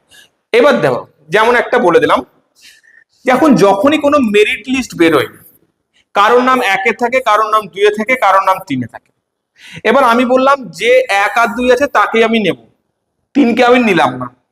3 তো তাহলে বলতে হবে স্যার আমার মেরিটের ভিত্তিতে আমাকে ডিসক্রিমিনেট করা হলো। এও তো ডিসক্রিমিনেটই হলো, কেন কি একে নাম্বার এবং মেরিটের ভিত্তিতে বাদ দেওয়া হলো।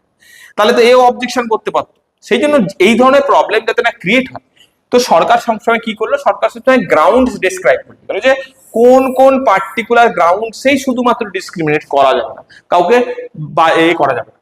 দ্যাট ইজ রিলিজিয়নের ভিত্তিতে কাউকে ডিসক্রিমিনেট করা যাবে না, কাউকে রেসের ভিত্তিতে ডিসক্রিমিনেট করা যাবে না, কাউকে কাস্টের ভিত্তিতে করা যাবে না, বর্ণের ভিত্তিতে, কাউকে লিঙ্গের ভিত্তিতে বা সেক্সের ভিত্তিতে, এবং কেউ কোথাও জন্মেছে তার ভিত্তিতে কিন্তু ডিসক্রিমিনেট করা যাবে। এই কটা গ্রাউন্ডে কিন্তু ডিসক্রিমিনেশন হতে পারে না। বাকি মাল্টিপল গ্রাউন্ডস আছে, যেমন মেরিট লিস্ট, এটাও তো ওয়ান টাইপ অফ ডিসক্রিমিনেশন। কিছু ভালো যারা তাদেরকে নিচ্ছি, খারাপ যারা মেরিটে পিছিয়ে থাকছে তাদেরকে আমরা নিচ্ছি, তাহলে এটাও এক ধরনের ডিসক্রিমিনেশন। তাহলে তো সরকারের এগেইনস্টে কেস হতো, সেই জন্য সরকারের গ্রাউন্ডস গুলো কিন্তু ফিক্সড করে দিচ্ছে। আচ্ছা, এখানে যদি দেখো স্পেশাল এক্সামশনস কিছু আছে। কি এক্সামশন? তাহলে বলা হলো যে তাহলে স্যার আপনি যদি বলেন তাহলে সেক্সের ভিত্তিতে তো ডিসক্রিমিনেশন হয়, কেন কি যদি দেখা যায় ফিমেল রিজার্ভেশন দেওয়া হচ্ছে, সেই রিজার্ভেশন তো তাহলে সেক্সের ভিত্তিতে কাউকে অ্যাডিশনাল সাপোর্ট দেওয়া আছে, কাউকে দেওয়া হচ্ছে। কনস্টিটিউশনের সঙ্গে সঙ্গে যদি দেখো এই প্রশ্নটা উঠবে, জেনেই কিন্তু কনস্টিটিউশন কি বলে গেছিল যে women, children, SC, ST, OBC and EWS, economically weaker sections, এদের জন্য যদি সরকার কিছু ডেভেলপমেন্ট পারপাসে কিছু স্কিমস, কিছু হেল্প নিয়ে আসে তাহলে কিন্তু সেটা এই আর্টিকেলের আন্ডারে বন্ধ করা যাবে না। ক্লিয়ার হলো? তাহলে কিন্তু এই জিনিসটা ডেসক্রাইব করা আছে। তাহলে আর্টিকেল 15 কি করে? আর্টিকেল 15 5খানা গ্রাউন্ডে ডিসক্রিমিনেশনকে অমিট করে। ক্লিয়ার? আচ্ছা, নেক্সট আর্টিকেল 16। আর্টিকেল 16 যদি দেখো, আর্টিকেল 16 কে বলছে ইকুয়ালিটি ইন পাবলিক এমপ্লয়মেন্ট। সরকারি চাকরিতে হচ্ছে সবার ইকুয়াল অপরচুনিটি থাকবে, ঠিক আছে? এবং এখানেও যদি দেখো, এখানেও কিন্তু সেম আগেরটার মতো বলা আছে যে অনগ্রসর শ্রেণী, মহিলা এবং এদের ডেভেলপমেন্টের পারপাসে কিন্তু সরকার বিভিন্ন পলিসি জানতে পারে, তাতে কিন্তু এই ল আর্টিকেল 16 কোনো বাধা দেবে না। আর্টিকেল 16 কি বলছে? Equal opportunity in government job, সবার সরকারি চাকরিতে ইকুয়াল অপরচুনিটি থাকা উচিত। আচ্ছা, next article 17 abolition of untouchability. বলতে পারো যে অস্পৃশ্যতা। অস্পৃশ্যতা মানে কাউকে আমি ছোবো না। এবার যদি ধরো কারোর একটা কোনো স্কিন ডিজিজ হয়েছে, সে তোমাকে ছুতে যাচ্ছে, তুমি তাকে ছুতে দিলে না, সে তোমার এগেইনস্টে কেস করে দিল যে স্যার আমাকে ছুতে দিচ্ছে না বা আমাকে ছুটছে না, অ্যাবলিশন, অস্পৃশ্যতা বা আনটাচেবল হিসাবে আমাকে ট্রিট করছে। দেখো সেটা ক্ষেত্রে অ্যাবলিশন, তাহলে তো কেউ কাউকে না ছোঁয়া মানে সেটা আনটাচেবল হিসাবে কনসিডার হবে না। বলা হলো কি untouchability as a practice, as a social practice, সামাজিক রীতি হিসাবে এটাকে অ্যাবলিশ করা। এমন না যে কারো স্কিন ইনফেকশন হচ্ছে না তাই বলে তাকে তুমি ছুটছো না বলে তোমার জেল হয়ে যাবে, সেটা না। এখানে অ্যাবলিশন অফ আনটাচেবিলিটি মিনস অস্পৃশ্যতা অ্যাজ এ সোশ্যাল প্র্যাকটিস, সামাজিক রীতি যেটা দীর্ঘদিন ধরে চলে আসছে, যে ও শূদ্র বলে ওকে ছোঁয়া যাবে না, ও অচ্যুত, ও দলিত বলে ওকে ছোঁয়া যাবে না, এই সব সোশ্যাল প্র্যাকটিস গুলো কিন্তু করা যাবে না। এবং এটা যদি করা হয় তাহলে এটা কিন্তু পানিশেবল আন্ডার ল। তাহলে এটা কিন্তু খুবই গুরুত্বপূর্ণ, মনে রাখবে। অ্যাবলিশন অফ আনটাচেবিলিটি শুধু দূর করা হয়েছে on the basis of as a social practice, ঠিক? আচ্ছা, নেক্সট অ্যাবলিশন অফ টাইটেলস। খেতাবের সমস্ত রকম অ্যাবলিশন করে দেওয়া। খেতাবের অ্যাবলিশন কেন করে দেওয়া? অবভিয়াসলি খেতাবের অ্যাবলিশন করা এই কারণে যাতে প্রত্যেকের ভেতরে একটা ইকুয়ালিটি প্রমোটেড হয়। তুমি ভাবো যে যখনই একটা লোক তার নামের আগে কিং শব্দটা থাকবে, রাজা, এই, তখনই সে কি করলো, সে কিন্তু সাধারণ মানুষের থেকে নিজেকে উপরে নিয়ে চলে গেল, সাধারণ মানুষের থেকে সে উপরে বসে গেল। তাহলে বলা হলো ভারতবর্ষের রাজা, জমিদার, দেয়ান, এই সমস্ত যে সমস্ত টাইটেলস গুলো ছিল, সেই টাইটেলস গুলো যেগুলো সমাজে কিছু মানুষকে এক্সট্রা কিছু প্রতিপত্তি বা স্থান প্রদান করে, সেই সমস্ত টাইটেলস গুলোকে কিন্তু অ্যাবলিশ করে দেওয়া হবে। শুধুমাত্র কোন কোন টাইটেলস গুলো রাখা হবে, যেগুলো একাডেমিক টাইটেলস, একাডেমিক তার অ্যাচিভমেন্টস এর জন্য সে পেয়েছে, কোনো মিলিটারি টাইটেলস, সেই সমস্ত জিনিসগুলো যদি দেখো, বা স্টেট তাকে কোনো খেতাব দিয়েছে, সেই সমস্ত খেতাব বাদে বাকি সমস্ত টাইটেল কিন্তু অ্যাবলিশ করতে হবে। তাহলে অ্যাবলিশন অফ টাইটেলস এটা কিন্তু আমাদের ইকুয়ালিটিকে প্রমোট করে। কারোর মাথা থেকে রাজা কেটে দেওয়া মানে সে কিন্তু সাধারণ মানুষ হিসেবে কনসিডার হবে। ঠিক আছে, দ্যাট ইজ আর্টিকেল 18। তাহলে আর্টিকেল 14 to 18 এটা কিন্তু আমাদের সমস্ত যদি দেখো তাহলে ইকুয়ালিটিকে প্রমোট করবে।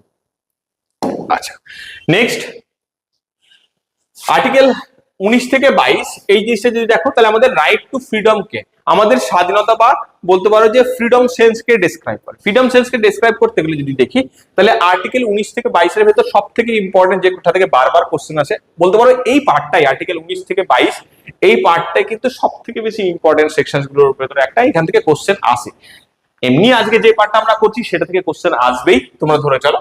আর্টিকেল 19 কি বলছে? আর্টিকেল 19 হচ্ছে আমাদের ফ্রিডম কে প্রোটেক্ট করে। ফ্রিডম কেমন ফ্রিডম? আর্টিকেল 19 এ টোটাল 6 ধরনের স্বাধীনতা বা 6 ধরনের ফ্রিডম কে প্রোটেক্ট করার কথা বলেন। কি রকম? Speech and expression. এই স্পিচ এন্ড এক্সপ্রেশনের মধ্যে শুধু বলার কথা নয়, এর ভেতর কিন্তু প্রিন্টেড মিডিয়া, লিখে প্রোটেস্ট করা, পেপার, সমস্ত কিছু আছে। মধ্যে কথা স্পিচ এন্ড এক্সপ্রেশনের ফ্রিডম, স্বাধীনতা দরকার। 2 পিসফুল অ্যাসেম্বলি, তুমি শান্তিপূর্ণভাবে নন ভায়োলেন্ট ওয়েতে জমায়েত করো। ঠিক। আচ্ছা, form of association or unions, union তৈরি করার বা অ্যাসোসিয়েশন তৈরি করার ক্ষমতা, স্বাধীনতা। Move freely through out the India, গোটা ভারতবর্ষের যে কোনো জায়গায় ফ্রিলি মুভ করা। রিসাইড এনিওয়্যার ইন ইন্ডিয়া, ভারতবর্ষের যে কোনো জায়গায় বসতি স্থাপন। And practice any profession or occupation, যে কোনো প্রফেশন অ্যান্ড অকুপেশন মেনটেন করার ক্ষমতা। এবার এখানে যে 6খানা রাইটস দিল, কি কি দিল? Speech and expression, assembly, association, free move, reside anywhere India and profession or অকুপেশনের স্বাধীনতা। এই প্রত্যেকটা রাইট যদি দেখো, প্রত্যেকটা রাইট কিন্তু রেস্ট্রিক্টেড। কেমন? যেমন আমি বলছি, দেখো, ঠিক আছে, তোমাকে স্পিচ এন্ড এক্সপ্রেশন দেওয়া হয়েছে মানে আমার স্বাধীন বক্তব্য রাখা এবং স্পিচের ফ্রিডম দেওয়া হয়েছে বলে তুমি কি যা ইচ্ছা বলতে পারো?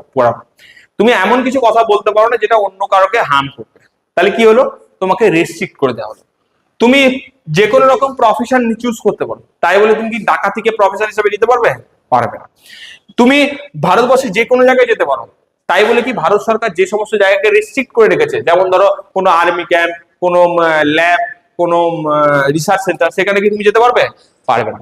ঠিক আছে, তো তেমনি এখানে যতগুলো আমাদের লজ আছে, যতগুলো আমাদের ক্লজ আছে, সেই ক্লজ প্রত্যেকটা রাইটস কিন্তু যদি দেখো সেগুলো কিন্তু রেস্ট্রিক্টেড, সেগুলো কিন্তু ফ্রিডম দেয়া থাকলেও সেটা ল এর ভেতর থেকে। তো এই ধরনের রেস্ট্রিক্টেড ফ্রিডমকে আমরা বলি পজিটিভ ফ্রিডম। তাহলে ইন্ডিয়ায় কিন্তু আমরা পজিটিভ ফ্রিডম এনজয় করি, যেখানে ফ্রিডম কিন্তু রেস্ট্রিক্টেড। আর নেগেটিভ ফ্রিডম মানে কোনো রকম রেস্ট্রিকশন কিন্তু থাকবে না। তো আর্টিকেল 19 কে যদি দেখো তাহলে 6খানা ফ্রিডমকে ডেসক্রাইব করে। নেক্সট যেটাই বললাম, রিজনেবল রেস্ট্রিকশন, যেটার কথা আমরা বলেছিলাম, যেটা এমন কোনো কাজ করা যাবে না দেশের সভরেনিটিকে ডিস্টার্ব করবে, এমন কোনো কাজ করা যাবে না যেটা পাবলিক অর্ডারকে ডিস্টার্ব করবে, মরালিটিকে তোমাকে রাখতে হবে, সিকিউরিটি অফ দ্য স্টেটকে মেনটেন করতে হবে, এই সমস্ত জিনিসগুলোকে মেনটেন করে কিন্তু তোমাকে চলতে হবে। Next article 20, very very important, protection in criminal matters. তোমাকে ইললিগাল ওয়েতে বলতে পারো যে ফৌজদারি বিষয়ে তোমাকে সুরক্ষা, ফৌজদারি বিষয়ে যখন তুমি অ্যারেস্ট হচ্ছ তখন তোমাকে কিছু কিছু জিনিসের সুরক্ষা প্রদান করে, that is article 20। Very very important. Article 20 ফৌজদারি বিষয় বা ক্রিমিনাল ম্যাটার্সে তোমাকে কি কি প্রোটেকশন করে? 3 ধরনের প্রোটেকশন প্রোভাইডস করে। কি? এক, বলা হলো নো এক্স পোস্ট ফ্যাক্টো ল, মানে এমন কোন নিয়ম, ঠিক আছে, বা ধরো এরকম ব্যাপার, যেমন ধরো আজকে তুমি একটা কোনো ক্রাইম করলে, ঠিক আছে, সাপোজ ধরো 2010 যখন সোশ্যাল মিডিয়ার ইনফ্লুয়েন্স এত ছিল না, তখন সোশ্যাল মিডিয়া নিয়ে যদি দেখো বিভিন্ন লস বা বলতে পারো কোনো রকম অ্যাক্টও আছে। যত সোশ্যাল মিডিয়ার ডেভেলপমেন্ট হয়েছে তত সোশ্যাল মিডিয়ায় বিভিন্ন রকম ক্রাইমসও কন্ডাক্ট করতে শুরু করেছে, এবং সরকার তখন দেখেছে যে এবার সোশ্যাল মিডিয়া রিলেটেড ক্রাইম আনা উচিত। এবং সেখানে দেখো একটা রুল হলো যে কেউ যদি সোশ্যাল বুলিং করে বা সোশ্যাল মিডিয়াতে কাউকে যদি হ্যারাস করে, তার কিন্তু ধরো 3 মাসের একটা জেল আছে। এটা ধরো সরকার নতুন নিয়ম করলো 2022।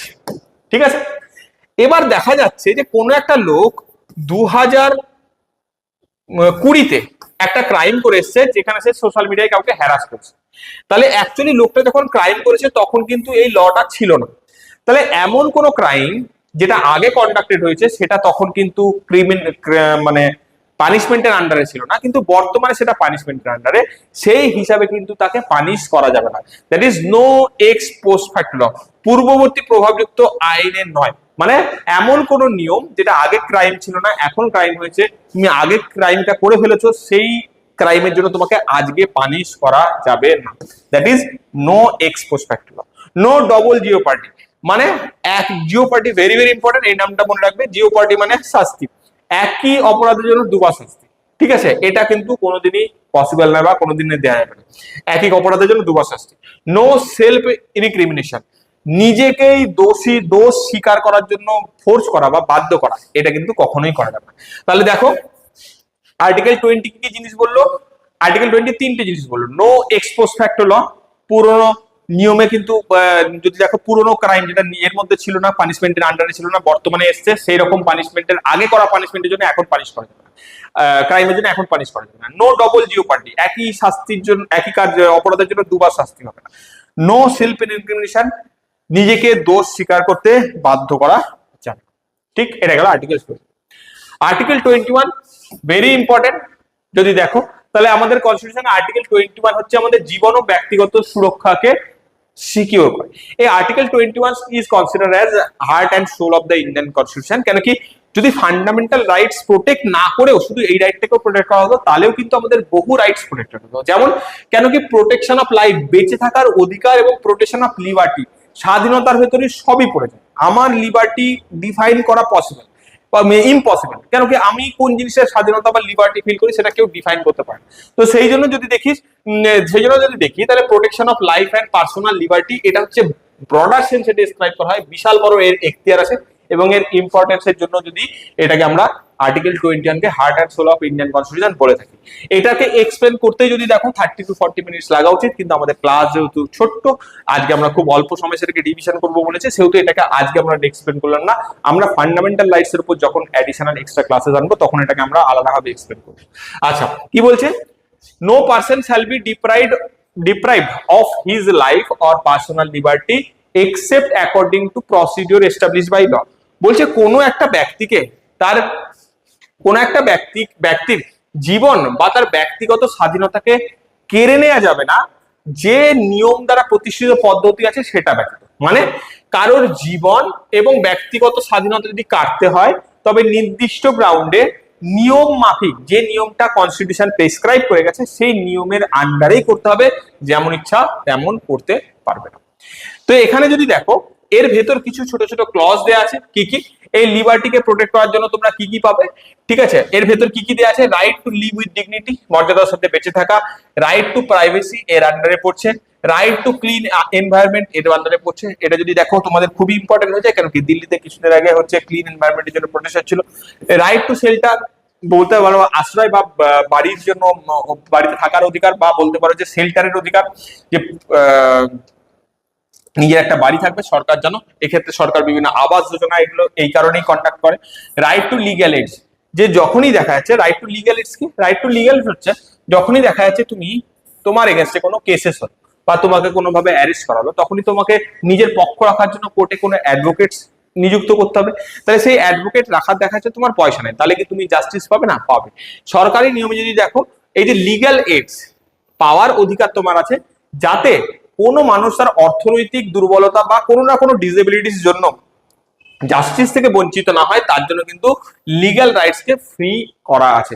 মানে তুমি যদি কখনো দরকার পড়ে, তুমি সরকারের দায়িত্ব এটা যে তোমাকে সমস্ত রকম লিগ্যাল সাপোর্ট বা আইনি সহায়তা প্রদান করবে। এইখানেই যদি দেখো আর্টিকেল 21 এ পরবর্তীকালে যদি দেখো 86 কনস্টিটিউশনাল অ্যামেন্ডমেন্ট 2002 এ একটা আর্টিকেলের এডিশন করা হয়, দ্যাট ইজ আর্টিকেল 21 এ, এবং সেখানে এডুকেশনকে সিকিউর করা হয়, রাইট টু এডুকেশন, এবং বলা হয় যে ফ্রি এন্ড কম্পালসারি এডুকেশন দিতে হবে বাচ্চাদেরকে ফ্রম 6 to 14 ইয়ার্স। তার মানে আমরা বুঝতেই পারছি যে 2002 এর আগে কিন্তু এডুকেশন কিন্তু ফান্ডামেন্টাল রাইটস এর ভিতর ছিল না। তার মানে এবার কি হয়ে গেল, এবার ফান্ডামেন্টাল রাইটস এর ভিতর আমার এডুকেশন চলে এলো। মানে 6 থেকে 14 বছর পর্যন্ত শিক্ষা পাওয়া আমার অধিকার হয়ে গেল। মানে আমাকে শিক্ষা দিতেই হবে, এবং এটা কিভাবে অ্যারেঞ্জ করা হবে না করা হবে সেটা স্টেটের রেসপন্সিবিলিটি থাকবে, কিন্তু এটা আমার অধিকারের মধ্যে পড়ে। ঠিক আছে, তো those are the under article 21। Article 21 এর পর যদি দেখো তাহলে হচ্ছে আর্টিকেল 22 আছে। Article 22 explaining about the protection against arrest and detention. Arrest এবং ডিটেনশন থেকে প্রোটেক্ট করার জন্য যে যে বেসিক অধিকার, যাকে অ্যারেস্ট করা হচ্ছে তার যে অধিকার বা রাইটস গুলো থাকে সেগুলোর ব্যাপারে বলা হচ্ছে। কি কি বলা হচ্ছে? যখনই কাউকে অ্যারেস্ট করতে যাওয়া হবে তাকে তার প্রপার গ্রাউন্ডস এর ব্যাপারে জানাতেই হবে যে কি কারণে তাকে অ্যারেস্ট করা হচ্ছে। নেক্সট, তাকে কিন্তু লয়ার বা লিগ্যাল এইডস প্রোভাইড করতে হবে। And second, to be produce before magistrate within 24 hours. তাকে কিন্তু 24 ঘন্টার আগে কোর্টে বা ম্যাজিস্ট্রেটের সামনে প্রডিউস করতে হবে বা তাকে নিয়ে যেতে হবে। এই জিনিসটাকে আমরা বলি হেবিয়াস কর্পাস। এটা কিন্তু তোমাদের খুবই গুরুত্বপূর্ণ। এটা হচ্ছে আর্টিকেল 22। আর্টিকেল 22 আমাদের কি করছে? আর্টিকেল 22 আমাদের ইললিগাল অ্যারেস্ট বা বলতে পারো যে অ্যারেস্ট হওয়া থেকে সেখানে আমাদের কি কি জায়গায় প্রোটেকশন দরকার সেটার কথা ভেবে আমাদের 3 ধরনের প্রোটেকশনের কথা বলা হচ্ছে। ঠিক আছে, গ্রাউন্ড জেনে নিতে হবে, গ্রাউন্ড প্রপার গ্রাউন্ডেই অ্যারেস্ট করতে হবে, লিগ্যাল এইডস প্রোভাইড করতে হবে, এন্ড তোমাকে অ্যারেস্ট করা 24 ঘন্টার ভেতর তোমাকে কোর্টের সামনে পেশ করতে হবে। ঠিক, আচ্ছা। এরপর যেটা আসছে দ্যাট ইজ চ্যাপ্টার 3, আর্টিকেল 23 থেকে 24। আর্টিকেল 23 থেকে 24 যদি দেখো রাইট এগেইনস্ট এক্সপ্লয়টেশন, এটা যদি দেখো দুটো আর্টিকেল নিয়ে এক্সপ্লেন করে। কি কি এক্সপ্লেনেশন থাকে? আর্টিকেল 23 খুবই ইজি। আর্টিকেল 23 সমস্ত রকম হিউম্যান ট্রাফিকিং, বেগার বা ফোর্স লেবার অথবা বন্ডেড লেবার বা চুক্তিবদ্ধ শ্রম, এই সমস্ত জিনিসগুলো থেকে মানুষকে মুক্তি করে। তার মানে বলতে পারো এই সমস্ত জিনিসগুলো, হিউম্যান ট্রাফিকিং এটা একটা এক্সপ্লয়টেশন, কাউকে ফোর্সফুলি খাটানো এটাও এক্সপ্লয়টেশন। এই সমস্ত এক্সপ্লয়টেশনের হাত থেকে সবাইকে মুক্ত করে বা এগুলোকে প্রোহিবিট করে আর্টিকেল 23। ভেরি ভেরি ইম্পর্টেন্ট, এটা কিন্তু তোমাদের কোশ্চেন আসতে পারে। আচ্ছা, আর্টিকেল 24 যদি দেখো, আর্টিকেল 24 কি বলছে? No child below 14 years may work in factories, mines or hazardous occupation। বলছে কি যে আর্টিকেল 24 বাচ্চা ছেলে মেয়েদের কাজ করা থেকে প্রহিবিট করলো এবং কি বললো যে নো চিলড্রেন বিলো 14 ইয়ার্স, 14 বছরের নিচে কোনো ছেলে মেয়ে কোন রকম ফ্যাক্টরিজ, মাইন্স যেখানে হ্যাজার্ডাস ওয়ার্কস হয় সেখানে কিন্তু তাকে কাজ করানো যাবে না। That is article 24। পরবর্তীকালে আর্টিকেল 24 এ যদি দেখো মাল্টিপল অ্যামেন্ডমেন্টস হয়েছে এবং সেখানে কিছু চেঞ্জেসও এসেছে। তাহলে article 23 human trafficking and force লেবারকে নিষিদ্ধ করে, আর্টিকেল 24 বাচ্চাদেরকে বা ছোটদেরকে 14 বছরের নিচে ছেলে মেয়েদেরকে হ্যাজার্ডাস ফিল্ডে কাজ করানো থেকে প্রোহিবিট করে। That is the right against exploitation, article 23 and 24। আচ্ছা, নেক্সট আর্টিকেল 25 থেকে 28। এই পুরো সেগমেন্টটা 25 থেকে 28 মানে চারটে আর্টিকেল 25, 26, 27, 28 আমাদের রিলিজিয়াস ফ্রিডমকে এক্সপ্লেন করে। রিলিজিয়াস ফ্রিডমের সব থেকে ফার্স্টে কি আসছে? যে প্রত্যেকটা মানুষকে নিজের মতো করে ফ্রিলি নিজের রিলিজিয়ান কে ফলো করার, সেগুলোকে এক্সপ্যান্ড করানোর, সেগুলোকে ছড়ানোর এবং সেই হিসাবে নিজের বিবেককে কাজে লাগানোর একটা লিবার্টি। তাহলে আর্টিকেল 25 কি বলছে? ফ্রিডম অফ কনসেন্স, নিজের বিবেকের স্বাধীনতা দিচ্ছে, সঙ্গে সঙ্গে কি দিচ্ছে? রাইট টু প্রফেস মানে সেটাকে ধর্ম বিশ্বাসটাকে মানা, প্র্যাকটিস সেটাকে পালন করা, এন্ড প্রোপাগেট করা মানে সেটাকে প্রচার করা। এই তিনটেরই পারমিশন কিন্তু আর্টিকেল 25 দিচ্ছে। তাহলে সব থেকে ফার্স্টে দেখো, এইভাবে এটাকে মনে রাখতে পারো। আর্টিকেল 25 কি করতে? সব থেকে ফার্স্ট তোমাকে সিকিউর করতে হবে রিলিজিয়াস প্র্যাকটিস। মানে আর্টিকেল 25 তোমাকে সিকিউরিটি কি দিচ্ছে? আর্টিকেল 25 তোমাকে সিকিউরিটি দিচ্ছে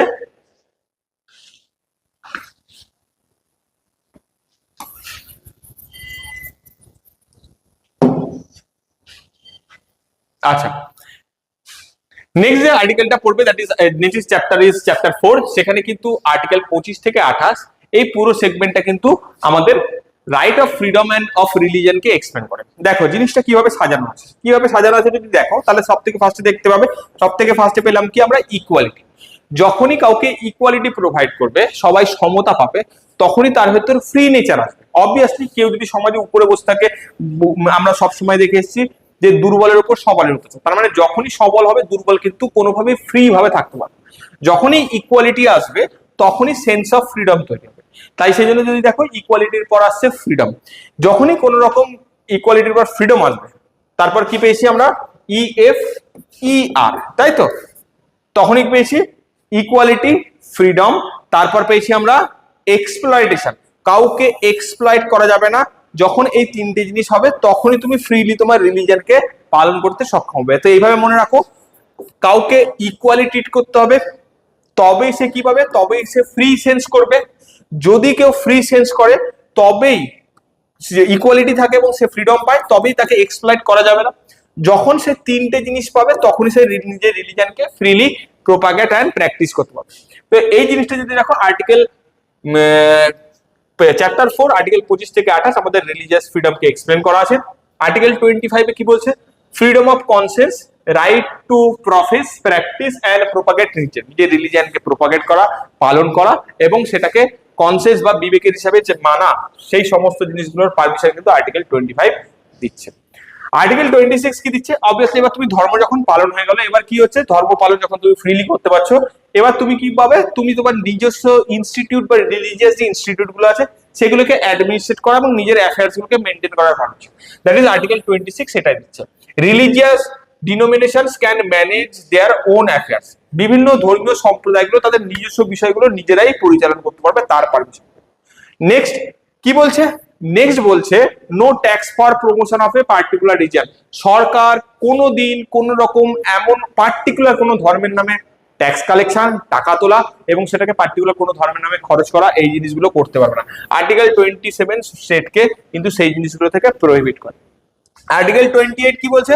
আর্টিকেল 28 বলছে religious instruction prohibited in only state funded educational institute, যদি কোনো এডুকেশনাল ইনস্টিটিউট স্টেটের দ্বারা ফান্ডেড হয়, স্টেট গভর্নমেন্টের টাকা নিয়ে চলে, স্টেট গভর্নমেন্ট টাকা মানে পাবলিক মানি, পাবলিক মানি দেশের সমস্ত লোক দিচ্ছে, তার ভিতর বিভিন্ন ধর্মের মানুষ আছে, তখনই যে টাকাটা পাবলিক মানি হবে সেই টাকা দিয়ে চলা কোনো স্কুল কিন্তু কোন রকম রিলিজিয়াস ইনস্ট্রাকশন প্রোভাইড করতে পারবে না সেই স্কুলে।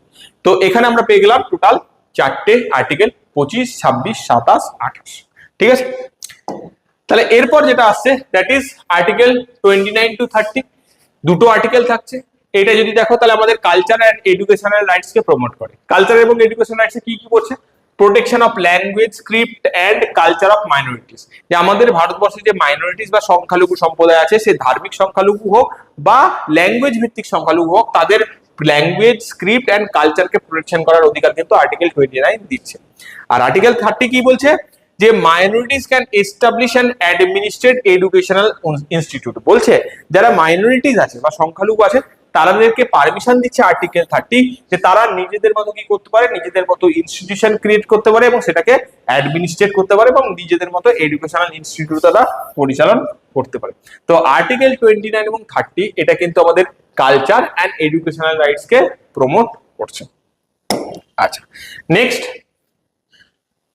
Article 32, very very important. Article 32 কে আমরা যদি দেখি, আর্টিকেল 32 কে আমরা এটাকে ডক্টর ভীমরাও আম্বেদকর দ্বারা heart and soul of Indian constitution বলা হয়েছে, ঠিক আছে। এবং দেখো এইটাকে আমরা কি বলি? Constitutional remedies. কনস্টিটিউশনাল রেমিডিস মানে ব্যাপারটা এরকম, ফান্ডামেন্টাল রাইটস ইটসেলফ এ প্রোটেক্টেড রাইটস, মানে ফান্ডামেন্টাল রাইটস যে আমাদের 14 থেকে শুরু করে আর্টিকেল 31 পর্যন্ত, 31 আমরা পেলাম না, রাইট টু প্রপার্টি সেটা অমিট করে দেওয়া হয়েছে, এই যে সব জিনিসগুলো কিন্তু কোর্টের আন্ডারে প্রোটেক্ট করাই আছে। এবার দেখো এই জিনিসটাকে একটা সেকেন্ডারি প্রোটেকশন দেওয়া হয়েছে থ্রু আর্টিকেল 32 এর মাধ্যমে। কেন সেটা চলো দেখি। দেখো ব্যাপারটা আর্টিকেল 32 কি বলছে? রাইট টু কনস্টিটিউশনাল রেমিডিস, কনস্টিটিউশনের দ্বারা প্রতিবিধান বা প্রতিকারের উপায়। দেখ ব্যাপারটা কেমন হচ্ছে। আর্টিকেল 32 কিন্তু দুজনকে ইনস্ট্রাকশন দেয়। কাকে ইনস্ট্রাকশন দেয়? দুটো লোককে ইনস্ট্রাকশন দেয়। এক, সেই লোকটা যার ফান্ডামেন্টাল রাইটস এর ভায়োলেশন হয়েছে, আর আরেকটা কাকে? আরেকটা দেয় সুপ্রিম কোর্টকে। তাহলে আর্টিকেল 32 কি করে? আর্টিকেল 32 দুজনকে ইনস্ট্রাকশন দেয়। কাকে কাকে? একজন যার ফান্ডামেন্টাল রাইটস ভায়োলেট হয়েছে, আর একজন সুপ্রিম কোর্ট। যার ফান্ডামেন্টাল রাইটস ভায়োলেট হয়েছে তাকে আর্টিকেল 32 কি বলছে?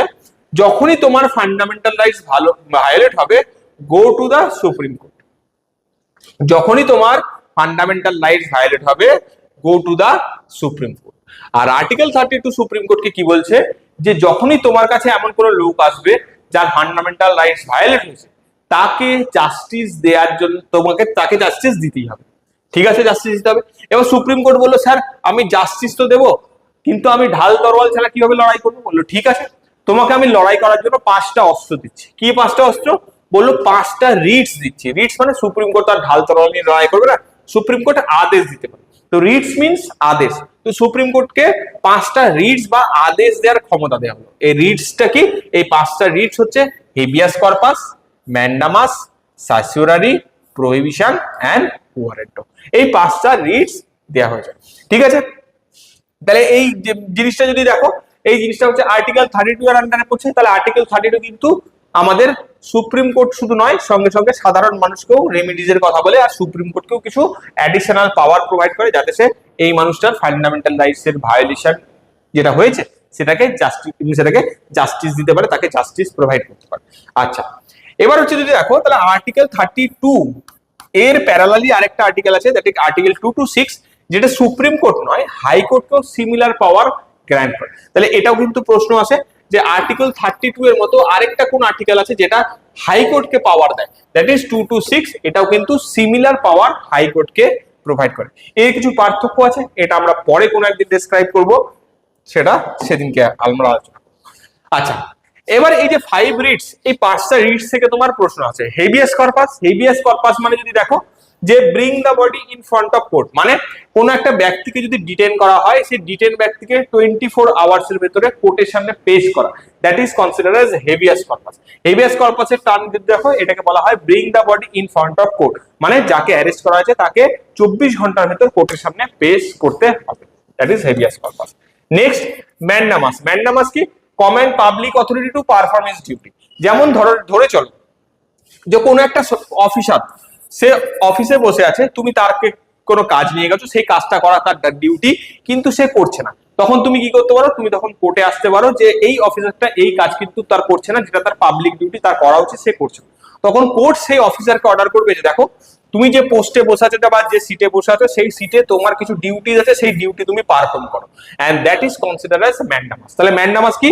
যখন কোর্ট নিচের কোনো অফিসারকে কোনো পার্টিকুলার কাজ করার জন্য অর্ডার করবে, that is called mandamus. Next, prohibition আর সার্সিওরি, এটা মনে রাখার খুব সহজ উপায় আছে। আমরা জানি যে আমরা একটা টার্ম খুবই পড়ি, prevention is better than cure, পড়ি তো, মানে কোনো জিনিসকে হওয়ার আগেই আটকাও নাকি হওয়ার পর তাকে সুস্থ করো। তাহলে এই জিনিসটাই প্রহিবিশন আর সার্সিওরি সেম। প্রহিবিশন মিন্স কোনো জিনিসকে হওয়ার আগে আটকানো, stop lower court from exciting jurisdiction, মানে কখনো কোনো দেখা যাচ্ছে কোনো কেসে লোয়ার কোর্ট কেসটা তদারকি করছে, সুপ্রিম কোর্ট বা হায়ার কোর্ট সেটাকে থামিয়ে দিয়ে নিজের আন্ডারে নিতে চাইছে, তখন সেক্ষেত্রে আমরা কি করছি? প্রহিবিশন, মানে কোনো কেসের জাজমেন্ট আসার আগে সেটাকে থামিয়ে দেওয়া এবং নিজের আন্ডারে নিয়ে নেওয়া, দ্যাট ইজ প্রহিবিশন। তাহলে এটা সবসময় কি হয়? এটা সবসময় আপার কোর্ট তার লোয়ার কোর্টকে দিতে পারবে, লোয়ার কোর্ট কিন্তু আপার কোর্টকে দিতে পারবে না। এন্ড সার্সিওরি কি? সার্সিওরি মনে হচ্ছে যখন লোয়ার কোর্ট কোনো একটা ডিসিশন নিয়ে ফেলেছে, সেই ডিসিশনটাকে ঠিক করার ব্যাপার থাকছে, তখন আসছে আপার কোর্ট তাকে ডিসিশন, আপার কোর্ট তাকে কি বলে? আপার কোর্ট তাকে সার্সিওরি রিটস জারি করে। তার মানে তখন কি করবে? আপার কোর্ট কি করবে? সেই কেসটাকে লোয়ার কোর্টের কাছ থেকে সে নিজে নিয়ে নেবে, বা লোয়ার কোর্ট সমস্ত প্রসিডিংস গুলো ট্রান্সফার করবে টু দা হায়ার কোর্ট। আর লাস্ট, কুয়ারেন্টো। কুয়ারেন্টো মানে যে কোনো challenge unlawful occupation of public office, দেখা যাচ্ছে কোনো পাবলিক অফিসার বসে আছে, তার ডিউটিজ এবং তার অফিস নিয়ে প্রশ্ন এসছে যে অ্যাকচুয়ালি সে তার কোন অথরিটিতে সেখানে বসে আছে, সে কি আদৌ সেখানে বসার যোগ্য সেই সিটে, সেই অথরিটি নিয়ে যদি প্রশ্ন আসে, তখন তার এগেইনস্টে যে জারি হয়, দ্যাট ইজ ওয়ারেন্ট। তার মানে কোনো অফিসার সে সেই অফিসে বসার যোগ্য কিনা, বা সে কোন অথরিটিতে কার আদেশে সেখানে বসেছে, সেটা নিয়ে প্রশ্ন করা হলে সেখানে জারি হবে ওয়ারেন্ট। তাহলে there are 5 writs, habeas corpus, mandamus, prohibition, certiorari, warrant. তাহলে এই হয়ে গেল আমাদের, দ্যাট ইজ 5 রিটস। আচ্ছা, 5টা রিটস এর পর যদি দেখি, 5টা রিটস এর পর আমাদের যেটা আসছে, দ্যাট ইজ আর্টিকেল 33 থেকে 35। এটা হচ্ছে আমাদের যে নিচের বাকি সেকশন গুলো 32 এর পর থাকছে সেইটুকু। 32 এর পর আর্টিকেল 33 কি বলছে? Parliament may restrict fundamental rights of armed police force, intelligence agency. বলছে যে পার্লামেন্টের কাছে অথরিটি থাকবে দেশের arm force, police force and intelligence agency তাদের ফান্ডামেন্টাল রাইটসকে মডিফাই করা। যেমন ধরো ফ্রিডম অফ স্পিচ, কোন সিক্রেট অফিসার, সিক্রেট এজেন্ট যদি বলে যে আমার কাছে রাইটস দিতে হবে, আমি যা যা করেছি সমস্ত কিছু বলার, কেন কি কনস্টিটিউশন আমাকে ফ্রিডম অফ স্পিচ দিচ্ছে, তাহলে দেশের সমস্ত সিক্রেটই তো সামনে চলে আসে। তো বলা হলো যে arm force, police force and intelligence agency, এদের যে রাইটস গুলো আছে সেই রাইটস গুলো কিন্তু পার্লামেন্ট নিজের মতো করে রেস্ট্রিক্ট করতে পারবে এবং মডিফাই করতে পারবে। তাহলে দ্যাট ইজ আর্টিকেল 33। আর্টিকেল 34 কি বলছে? Restriction during martial law. দেশে যদি কখনো প্রেসিডেন্সিয়াল রুল বা মার্শাল ল লাগু হয়, সেখানে কিন্তু তোমার সমস্ত রকম ফান্ডামেন্টাল রাইটস অ্যাবলিশ হয়ে যায়। এবং সেই পারমিশনটা কোথায় থেকে কোন আর্টিকেল দিচ্ছে? আর্টিকেল 34 কিন্তু সেই পারমিশনটা দিচ্ছে, যে restriction during martial law. Article 35 কি বলছে?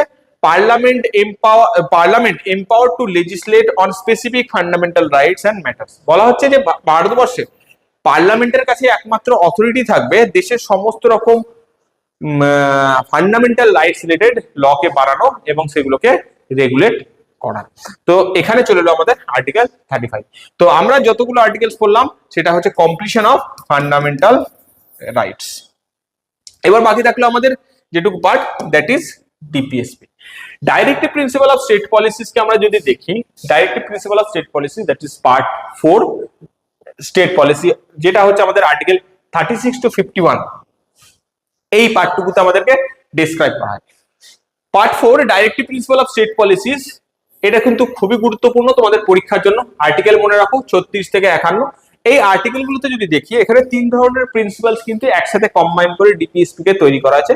Directive principle of state policies কি জিনিস আমরা একটু আগেই সেগুলোকে এক্সপ্লেন করেছি। Directive principle of state policy যদি আমরা দেখি, তাহলে এখানে কিছু প্রিন্সিপালস আছে যেগুলো হচ্ছে আমাদের সোশ্যালিস্ট প্রিন্সিপাল বা জওহরলাল নেহেরুর ইন্সপিরেশন হিসেবেও কনসিডার করা থাকে, সোশ্যালিস্ট প্রিন্সিপাল বা নেহেরুভিয়ান প্রিন্সিপাল হিসেবে। কিছু এখানে প্রিন্সিপালস কে এডিশন করা হয়েছে যেগুলো হচ্ছে আমাদের গান্ধীজির যে আমাদের দেশের প্রতি যে কিছু দর্শন ছিল সেই দর্শনের উপর ভিত্তি করে হচ্ছে কিছু পলিসিস এই বা কিছু আর্টিকেলস এখানে ইনকর্পোরেট করা আছে, সেগুলোকে আমরা গান্ধীয়ান প্রিন্সিপালস বলে থাকি। আর কিছু জিনিস আছে যেগুলো ইন্টেলেকচুয়াল বা স্বাধীন চিন্তা বা বলতে পারো রেশনাল থিংকিংস এ প্রমোট করে, সেগুলোকে আমরা লিবারেল প্রিন্সিপালস হিসেবে কনসিডার করে থাকি। তো এখানে আর্টিকেল 36 যদি দেখো, আর্টিকেল 36 কোন জিনিসকে ডিফাইন করছে? আর্টিকেল 36 সিমিলার আর্টিকেল 12 এ যেখানে যাকে স্টেট হিসেবে কনসিডার করা হয়েছিল সেই জিনিসটাকে এখানে ডেসক্রাইব করা আছে। মানে এই ডিপিএসপি কার দ্বারা লাগু হবে? ডিপিএসপি কার দ্বারা লাগু হবে? স্টেটের দ্বারা। এখানে সেম জিনিসটাকে ডেসক্রাইব করা আছে। স্টেট বলতে কাকে বলে? স্টেট বলতে same union government, state government, panchayat, municipality and any government operating under union বা অর স্টেট গভর্নমেন্ট, এটার কথা বলা হচ্ছে। আর্টিকেল 37 যদি দেখো, আর্টিকেল 37 কি বলছে? আর্টিকেল 37 বলছে নন এনফোর্সেবল বাই কোর্ট। মানে যদি কখনো কারোর ডিপিএসপির ভায়োলেশন হয়, তাহলে কিন্তু সে এই ডিপিএসপির ভায়োলেশন হলে সেটাকে নিয়ে কিন্তু সে কোর্টে যেতে পারবে না। মানে এটা নন জাস্টিসিয়েবল ইন নেচার হয়ে গেল। তাহলে আর্টিকেল 37 এটা বলছে যে DPSP is non justiciable in nature. আচ্ছা, এটাকে আমরা আগেও এক্সপ্লেন করে দিয়েছি। আচ্ছা, এখানে দেখো সমস্ত সোশ্যালিস্ট প্রিন্সিপালস গুলোকে আমরা এক জায়গায় করেছি। আমরা এখানে কিন্তু আর্টিকেল বাই আর্টিকেল করিনি, আমরা এখানে প্রিন্সিপালস ওয়াইজ করেছি যাতে তোমাদের সুবিধা হয়। তো ডিপিএসপি এর প্রথম পিলার হিসেবে কনসিডার করা হয় সোশ্যালিস্ট প্রিন্সিপালস বা নেহেরুভিয়ান প্রিন্সিপালস। এখানে দেখো যখনই সোশ্যালিস্ট প্রিন্সিপাল আসবে তখনই ইকুয়ালিটি, সবাইকে সমান জিনিস দেওয়া, এই ধরনের কনসেপ্ট কিন্তু আসবে। দেখো এখানে সেম জিনিসগুলো আছে। আর্টিকেল 38 কি বলছে? Promote welfare state and reduce inequalities. মানে স্টেট কি করা আছে? স্টেটের সবসময় ওয়েলফেয়ারের পলিসিস কে প্রমোট করা উচিত এবং স্টেট সবসময় কি করবে? ইনইকুয়ালিটিস কে এলিমিনেট করবে। মানে যত বৈষম্য আছে সেগুলোকে এলিমিনেট করবে। সে আর্থিক হোক, সামাজিক হোক, সমস্ত রকম বৈষম্যকে এলিমিনেট করবে। সেকেন্ড কি বলছে? আর্টিকেল 39 কি বলছে? স্টেটস এন্ড এনসিওর, স্টেটের কোন জিনিসটাকে এনসিওর করা উচিত? স্টেটের এই কটা জিনিস দেখা উচিত, যাতে অ্যাডিকুয়েট লাইভহুড থাকে, পর্যাপ্ত জীবিকা সেখানে থাকে, equal pay for equal work, ছেলে এবং মেয়ে দুজনে কিন্তু একই কাজের জন্য যাতে সমান পে তারা পেয়ে থাকে, prevention of concentration of wealth, সম্পদের জন্য একত্রীকরণ না হয়। মানে যেমন আমরা যদি দেখি, তাহলে ভারতবর্ষের রিসেন্ট যদি আমরা দেখি, তাহলে 80% অফ দ্য রিসোর্স কিন্তু 3 to 4% পপুলেশনের কাছে আছে। এটা পৃথিবীর ক্ষেত্রেও লাগু হয়। বাকি যদি দেখো, বাকি 20% রিসোর্স কিন্তু বাকি 95% লোকের কাছে আছে। তাহলে বলতে পারো যে সমস্ত ওয়েলথের কনসেন্ট্রেশন কিন্তু 3-4% বা 5% লোকের কাছে হয়ে আছে। তাহলে এই জিনিস যাতে না হয় সেটাকে প্রিভেন্ট করার কথা বলা আছে। প্রোটেকশন অফ চিলড্রেন, শিশুদের সুরক্ষার কথা বলা আছে কোথায়? আর্টিকেল 39। এছাড়াও আরো কিছু প্রিন্সিপালস আছে, দেখো এগুলো ছোট ছোট প্রিন্সিপালস আমরা বলে দিচ্ছি। Article 39A free legal aid and equal justice. এই যে যেটা বললাম লিগ্যাল এইডস এর কথা, এটা ফার্স্টে ডিপিএসপি তে ছিল, পরবর্তীকালে ফান্ডামেন্টাল রাইটস এর পার্ট হয়। বিনামূল্যে আইনি সহায়তা এবং সমান বিচারের যাতে রাস্তা সুগম হয় সেটাকে দেখে। Article 41 right to work, education and public assistance, কাজ, শিক্ষা এবং সরকারি চাকরির সহায়তা।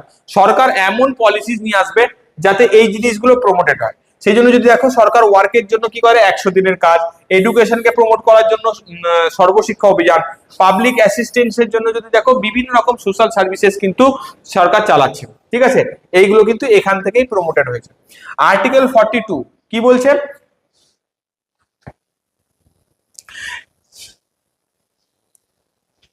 আচ্ছা এখানে একটা স্পেলিং এরর হয়েছে, কি বলছে যে আর্টিকেল 42 বলছে human work condition and maternity relief, বলছে যে কাজের যে পরিবেশ হবে সেই এনভায়রনমেন্ট কিন্তু ক্লিন হওয়া উচিত, সেটা হিউম্যানিটেরিয়ান হওয়া উচিত, এন্ড ম্যাটারনিটি রিলিফ বা মাতৃত্বকালীন ছুটির কথা কিন্তু এই আর্টিকেল 42 বলে। এটা কিন্তু তোমাদের খুব ইম্পর্টেন্ট হয়ে যায়, আর্টিকেল 42 ম্যাটারনিটি রিলিফ কিন্তু আমাদের আর্টিকেল 42 এর আন্ডারে আসে। Article 43 living wages for workers, বলছে যারা দিনমজুর তাদের মজুরি এমন হওয়া উচিত যাতে তাদের ডিসেন্ট লাইভলিহুড তারা করতে পারে, দ্যাট ইজ লিভিং ওয়েজেস, মানে ডিসেন্ট, যাতে তাদের জীবন সুস্থভাবে চলে সেটুকু তারা যেন পারিশ্রমিক তারা পায়। আর্টিকেল 43A কি বলছে, ওয়ার্কার্স পার্টিসিপেশন ইন ম্যানেজমেন্ট, বলছে যে কোন রকম ইন্ডাস্ট্রি হোক বা কোন রকম ফ্যাক্টরি হোক সেই ম্যানেজমেন্টে যেন সেখানকার শ্রমিকদের একটা ইনভলভমেন্ট থাকে, ওয়ার্কার্সদের পার্টিসিপেশন সেখানে কিন্তু থাকে, এখান থেকে কিন্তু বিভিন্ন রকম ইউনিয়নের জন্ম হয়। আর্টিকেল 47 কি বলছে, raise nutrients and public health, পুষ্টি এবং জনস্বাস্থ্য উন্নয়নের জন্য বিভিন্ন স্কিমস করা। তো এই সমস্ত জিনিসগুলো যদি দেখো তাহলে হচ্ছে আমাদের ডিপিএসপির সোশ্যালিস্ট প্রিন্সিপাল বা প্রাইমারি প্রিন্সিপালস এর ভেতর চলে আসে।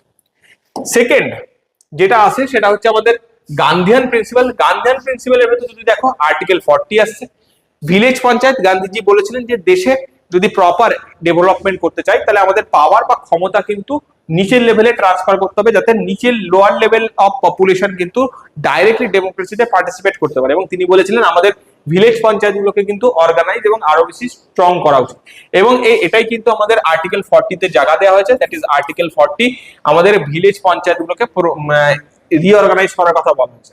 এটা কোন প্রিন্সিপালের ভেতর আছে, এটা গান্ধীয়ান প্রিন্সিপালস এর ভেতর আছে। আর্টিকেল 43 যদি দেখো তাহলে আমাদের কটেজ ইন্ডাস্ট্রি প্রমোট করার কথা বলে। তোমরা জানো যে গান্ধীজি সবসময় কটেজ ইন্ডাস্ট্রিকে প্রমোট করে এসেছেন, তো তার থিঙ্কিং এর ভিত্তিতে কিন্তু কটেজ ইন্ডাস্ট্রিকে প্রমোট করার কনসেপ্ট আর্টিকেল 43 তে জায়গা দেওয়া হয়। Article 46 welfare of SC ST and other weaker section, socialist যদি দেখো সোসাইটির লোয়ার লেভেল অফ ক্লাসেসকে ডেভেলপ করার জন্য বিভিন্ন রকম স্কিমস এর কথা কিন্তু এখানে বলা হয়েছে, ঠিক আছে। আর্টিকেল 47 প্রহিবিশন অফ ইনটক্সিকেটিং ড্রিঙ্কস, যে ড্রিঙ্কস এন্ড ড্রাগস, যে কোনো রকম জিনিস যেটা সমাজে তোমার নেশাগ্রস্ত কন্ডিশন নিয়ে আসে বা সমাজে একটা অবক্ষয় নিয়ে আসে সেই সমস্ত জিনিসের কনজাম্পশন বন্ধ করা উচিত। আর্টিকেল 48 কি বলছে, scientific agriculture and animal husbandry, এবং এখানে কিন্তু অ্যানিমেল স্লটারকে বা মিল্ক প্রোডিউসিং অ্যানিমেলসকে স্লটার করতে বা কাটতে বারণ করা হয়েছে, that is article 48। Article 43B এখানে কি বলছে, প্রমোশন অফ কোঅপারেটিভ সোসাইটি, বিভিন্ন রকম যে কোঅপারেটিভ সোসাইটি, যেমন আমুল কোঅপারেটিভ সোসাইটি মানে কি, যেখানে গ্রামের বিভিন্ন লোক প্রত্যেকে এক জায়গায় কিছু না কিছু প্রোডাক্টের জন্য কোঅপারেট করে, যেমন আমুলের কনসেপ্ট কি, একটা গ্রামের বিভিন্ন জায়গা থেকে সবাই অল্প অল্প দুধ প্রোডাকশন করতো গরু থেকে, তারা কি করতো, তারা এক জায়গায় এসে সেটাকে জমা করলো, এবং যখন তারা এক জায়গায় জমা করলো তখন সেটা হিউজ অ্যামাউন্ট হলো এবং সেখান থেকে একটা ফ্যাক্টরি এস্টাবলিশ হলো, দ্যাট ইজ আমুল। এই ধরনের সোসাইটিকে আমরা কোঅপারেটিভ সোসাইটি বলি, যেখানে সোসাইটির বাকি সবাই একজন আরেকজনের সাথে কোঅপারেট করে এবং একটা বড় ইন্ডাস্ট্রি তৈরি করবে, দ্যাট ইজ কোঅপারেটিভ। তো এই জিনিসগুলো ছিল হচ্ছে আমাদের গান্ধীয়ান প্রিন্সিপালস এর পার্ট। নেক্সট যে প্রিন্সিপালস গুলো থাকে that is liberal principal. Liberal বা ইন্টেলেকচুয়াল প্রিন্সিপালস কিন্তু সবসময় যদি দেখো সায়েন্টিফিক থিঙ্কিং কে প্রমোট করবে। কি কি আছে, আর্টিকেল 48 ইউনিফর্ম সিভিল কোডের কথা বলা আছে, গোটা দেশ জুড়ে সবার একই রকম, সে কাশ্মীর তো কন্যাকুমারী প্রত্যেকটা মানুষের জন্য কিন্তু একই সিভিল কোড বা অভিন্ন দেয়ানি বিধি থাকবে, বা বলতে পারো যে নাগরিক আইন কিন্তু একই হবে। আর্টিকেল 45 কি বলছে, early childhood care and education, প্রাথমিক শৈশব যত্ন এবং শিক্ষাকে প্রমোট করা হচ্ছে। আচ্ছা, আর্টিকেল 48A এটা কি বলছে, এনভায়রনমেন্টাল প্রোটেকশনকে প্রমোট করছে, যে আমাদের পরিবেশকে প্রোটেকশন দেওয়া উচিত। আর্টিকেল 49 প্রোটেকশন অফ মনুমেন্টস, ভারতের যে বিভিন্ন স্মৃতি সম্ভার আছে বা যে কম্পোজিট কালচার আছে সেইগুলোকে প্রোটেক্ট করার কথা বলা হচ্ছে, সেই মনুমেন্টস গুলোকে প্রোটেক্ট করা বলা হচ্ছে। Article 50 separation of judiciary from executive, আমাদের জুডিশিয়ারি এবং এক্সিকিউটিভ এই দুটোকে সেপারেট করার কথা বলা আছে, যাতে আমাদের জুডিশিয়ারি সিস্টেম ফ্রিলি ওয়ার্ক করতে পারে, সেটার কনসেপ্ট কিন্তু এখানে দেওয়া হয়েছে। আর্টিকেল 51 কি বলছে, আর্টিকেল 51 বলছে promotion of international peace and security, এবং সব থেকে লাস্টে বলা আছে যে ভারতবর্ষের কিন্তু ন্যাশনাল পিস এবং সিকিউরিটিতে নিজের কন্ট্রিবিউশন দেওয়া উচিত। তো এই সমস্ত জিনিসগুলো যদি দেখি তাহলে আমাদের লিবারেল বা ইন্টেলেকচুয়াল প্রিন্সিপালস এর ভিতর পড়ছে। আচ্ছা, এরপর যে পার্টটা আমাদের থাকছে দ্যাট ইজ পার্ট 4 এ আমরা যদি দেখি তাহলে হচ্ছে 1976। আমরা জানি 1976 one of the most important year গুলোর ভিতর একটা, যেখানে আমাদের কনস্টিটিউশনকে অ্যামেন্ড করা হয়, that is 42nd constitutional amendment. ঠিক আছে, 42nd কনস্টিটিউশনাল অ্যামেন্ডমেন্টকে আমরা মিনি কনস্টিটিউশন বলে থাকি। এটা জানি যে এমার্জেন্সি টাইমে এই জিনিসটাকে লাগু করা হয়েছিল। আমরা জানি যে 1975 ইন্দিরা গান্ধীর কাছে একটা কেস হয় এবং সেখানে তাকে কনভিক্ট করা হয়, এবং কনভিক্ট করার সাথে সাথে according to people representation act 1951 তার কিন্তু পার্লামেন্টারি পোস্ট চলে যায়। এবং পার্লামেন্টারি পোস্ট যাওয়ার সাথে সাথে যদি দেখো সেই সময় আমাদের প্রেসিডেন্ট ছিলেন ফখরুদ্দিন আলী, তার নেতৃত্বে কিন্তু দেশে একটা অস্থির অবস্থা তৈরি হতে পারে এরকম কন্ডিশনের কথা ভেবে কিন্তু দেশ জুড়ে একটা এমার্জেন্সি লাগু করা হয়। এবং সেই এমার্জেন্সি লাগু যখন করা হয় তখনই তার মাঝের বছর বা 1976 সালে যে 42nd কনস্টিটিউশনাল অ্যামেন্ডমেন্ট বা সাংবিধানিক পরিবর্তন হয়, এবং সেই সাংবিধানিক পরিবর্তনে প্রচুর কিছু কনস্টিটিউশনে অ্যাড করা হয়, এবং সেই জন্য 42nd কনস্টিটিউশনকে মিনি কনস্টিটিউশন বলা হয়। তো এখানেই প্রথম কনসেপ্ট আছে যে ভারতবর্ষে যদি দেখো নাগরিকরা যেমন রাইটস নিচ্ছে তাদের কিছু কর্তব্য থাকা উচিত, এবং এখানেই জন্ম হয় আমাদের কনসেপ্ট অফ ফান্ডামেন্টাল ডিউটিস। এবার ফান্ডামেন্টাল ডিউটিসে কি কি থাকবে সেই ডিউটিস কে লিস্ট তৈরি করার জন্য একটা কমিটির আন্ডারে সেটাকে প্রিপেয়ার করতে দেওয়া হয়, দ্যাট ইজ শরণ সিং কমিটি। শরণ সিং কমিটি যদি দেখো 1976 এ তাকে 1976 এ শরণ সিং কমিটি, সেই শরণ সিং কমিটি কি করে, সেই শরণ সিং কমিটি 8খানা ফান্ডামেন্টাল রাইটস এর রিকমেন্ডেশন করে। পরবর্তীকালে এর সাথে আরো 2টো ফান্ডামেন্টাল রাইটস অ্যাড করা হয় এবং 10টা ফান্ডামেন্টাল রাইটস তৈরি করা হয়, এবং 10টা ফান্ডামেন্টাল রাইটস আমাদের কনস্টিটিউশনে অ্যাড করা হয়। কোথায় অ্যাড করা হয়? পার্ট 4A, এবং সেখানে একটা আর্টিকেল অ্যাড করা হয় সেটা হচ্ছে 51A, এবং সেই 51A তে 10খানা ক্লজেস এর মাধ্যমে সেগুলোকে অ্যাড করা হয়, এবং সেই 10খানা ক্লজই ছিল হচ্ছে আমাদের ফান্ডামেন্টাল ডিউটিস। পরবর্তীকালে সেখানে যদি দেখো সেখানে আরো একটা ফান্ডামেন্টাল ডিউটিসকে অ্যাডিশন করা হয়, এবং সেখানে আমাদের বলতে পারো 11 নম্বর ফান্ডামেন্টাল ডিউটিস অ্যাড করা হয়, সেটা হচ্ছে আমাদের 86 কনস্টিটিউশনাল অ্যামেন্ডমেন্টে সেটাকে কিন্তু অ্যাডিশন করা হয়েছিল। আচ্ছা, চলো দেখি কি কি ফান্ডামেন্টাল ডিউটিস এর ভিতর পড়ে। সবথেকে ফার্স্ট ফান্ডামেন্টাল ডিউটিস পড়ে কি, যে আমাদের ন্যাশনাল ফ্ল্যাগ, ন্যাশনাল অ্যানথেম, এই সমস্ত জিনিসগুলোর প্রতি কিন্তু আমাদেরকে রেসপেক্টফুল হতে হবে। এটাই হচ্ছে আমাদের প্রথম ফান্ডামেন্টাল ডিউটি, যে রেসপেক্ট কনস্টিটিউশন, আমাদের সংবিধানকে রেসপেক্ট করো, আমাদের ন্যাশনাল অ্যানথেম এন্ড ন্যাশনাল যে ফ্ল্যাগ আছে সেগুলোকে রেসপেক্ট করো। সেকেন্ড ডিউটিস কি বলছে, বলছে cherish ideals of the freedom struggle, যে আমরা যে ফ্রিডম স্ট্রাগল, আমাদের যে স্বাধীনতা সংগ্রামী আছে তারা যে আইডিয়া নিয়ে দেশকে স্বাধীন করেছিল সেই আইডিয়া গুলোকে কিন্তু তোমাদের রেসপেক্ট করতে হবে, এবং সেগুলো কিন্তু নিজের মনে মেনে চলতে হবে। That is the fundamental duties 2। এবার আসতে হচ্ছে ফান্ডামেন্টাল ডিউটিস এর সি, ক্লজ সি কি বলছে, protect sovereignty, unity and integrity of the nation. বলছে এটা সমস্ত দেশের প্রত্যেকটা মানুষের ডিউটি যে দেশের সোভারেনিটি, সার্বভৌমত্ব, ইউনিটি এন্ড ইন্টিগ্রিটি যেন প্রোটেক্টেড থাকে, এটা প্রত্যেকটা মানুষের কিন্তু ডিউটি। নেক্সট ক্লজ ডি কি বলছে, defend the nation when called আপন টু ডু সো। বলছে যখনই দেশের কোনো প্রয়োজন পড়বে তখনই যদি দেশ তোমাকে ডাকে তাহলে দেশের সার্ভিস এবং দেশকে সেবা করার জন্য কিন্তু তোমাকে যেতে হবে, এটা তোমার কিন্তু ডিউটির আন্ডারে পড়ে। নেক্সট ইতে কি বলছে, প্রমোট হারমোনিয়ান ব্রাদারহুড, প্রত্যেকটা দেশের সমস্ত মানুষের ভেতর সমস্ত রকম বাধা বিপত্তি, রিলিজিয়াস ভেদাভেদ, এই সমস্ত ব্যারিয়ার গুলোকে ভুলে গিয়ে প্রত্যেকের ভেতরে ইউনিটি এন্ড ব্রাদারহুডকে কিন্তু প্রমোট করতে হবে, এবং এই জিনিসটা হচ্ছে article 51A clause E. Next preserve composite culture and heritage. ভারতবর্ষের যে কম্পোজিট কালচার, বহু যুগ থেকে আমরা যদি দেখি ভারতবর্ষে বহু জাতির সমাবেশ হয়েছে, তারা নিজেদের কালচারাল কিছু না কিছু ইনফ্লুয়েন্স রেখে গেছে এবং ভারতের কালচারের সাথে তার মিক্সেশন ঘটেছে, এবং এই মিক্স কালচারকে আমরা কম্পোজিট কালচার বলি, যার রুটস প্রচুর গভীর। তো বলা হচ্ছে ভারতের এই কম্পোজিট কালচার এবং হেরিটেজকে মেনটেন করা কিন্তু আমাদের প্রত্যেকটা ভারতবাসীর একটা রেসপন্সিবিলিটির ভেতর পড়ে এবং দায়িত্বের ভেতর পড়ে। আচ্ছা, 51 ক্লজ জি তে কি বলছে, বলছে protect forest, lakes, rivers and wildlife. বলছে আমাদের উচিত আমাদের ফরেস্ট, যে জঙ্গল আছে, লেকস, রিভার্স এন্ড ওয়াইল্ড লাইফকে প্রোটেক্ট করা। নেক্সট এইচ কি বলছে, develop scientific temper, humanism and spirit of inquiry.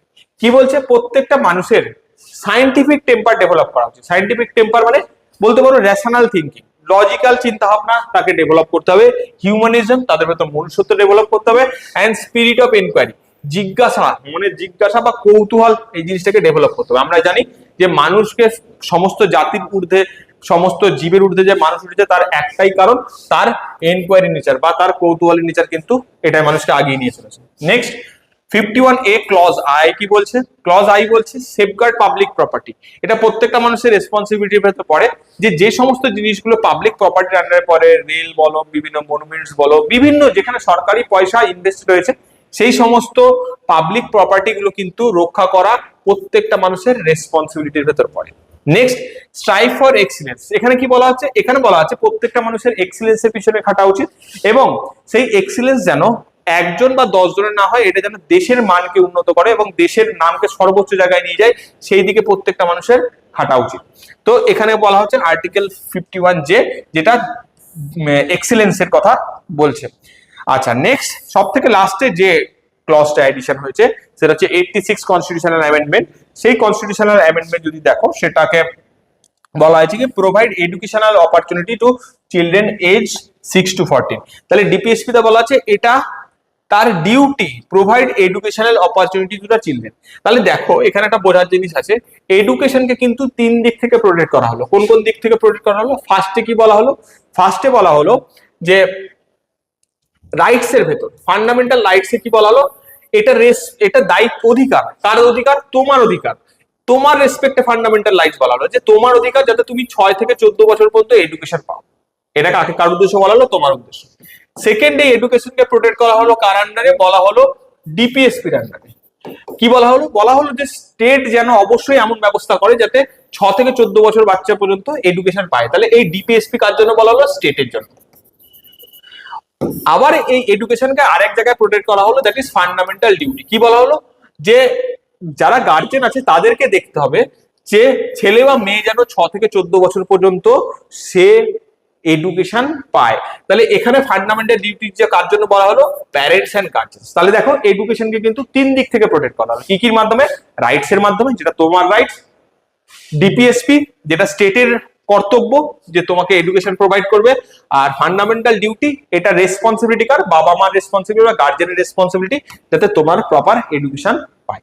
তাহলে এই সমস্ত জিনিসগুলো যেগুলো আমরা পড়লাম, সেগুলো হচ্ছে টোটাল আমাদের ফান্ডামেন্টাল ডিউটিস এর ভেতর পড়লো। তাহলে এখানে আমাদের যদি দেখো, আমরা আমাদের একটা বেসিক, একটা খুব ফাস্ট ফরওয়ার্ডে আমরা খুব অল্প সময়ের ভেতর 1 থেকে 51A পর্যন্ত যে টোটাল আর্টিকেলস আছে, সেই আর্টিকেলস গুলোকে আমরা কমপ্লিট করলাম। আশা করি তোমাদের এই ভিডিওটা খুব হেল্পফুল হবে। তো যাওয়ার আগে ছোট্ট করে আমাদের একাডেমি সম্পর্কে বলে দিই। আমাদের academy ABC academy of civil services, সমস্ত রকম কম্পিটিটিভ ফিল্ডের প্রিপারেশনের জন্য তোমরা হেল্প পাবে। আমাদের বর্তমানে যদি দেখো, দুটো ব্যাচ আমাদের কন্ডাক্টেড হচ্ছে। অ্যাডভান্স, বিশেষ করে ডাব্লিউবিসিএস এবং ইউপিএসসির জন্য আমাদের অ্যাডভান্স ব্যাচে চলে। আর সেকেন্ড, ফাউন্ডেশন বা কম্বাইন্ড কোর্সেসের জন্য যদি দেখো, আমাদের ফাউন্ডেশন ব্যাচ চলছে। ফাউন্ডেশন ব্যাচ এবং অ্যাডভান্স ব্যাচ দুটোর ব্যাপারে যদি তোমাদের কোনো কোয়ারিজ থাকে, তাহলে তোমরা কন্ট্যাক্ট করতে পারো এই দুটো নাম্বারে, 9474586670 বা 9933586670 নাম্বারে। তো আজকের ক্লাসেস এখানেই থাকলো। আগামী দিনে দেখা হবে আবার নতুন টপিক নিয়ে। ততদিন পর্যন্ত তোমরা ভালো থেকো। Thank you.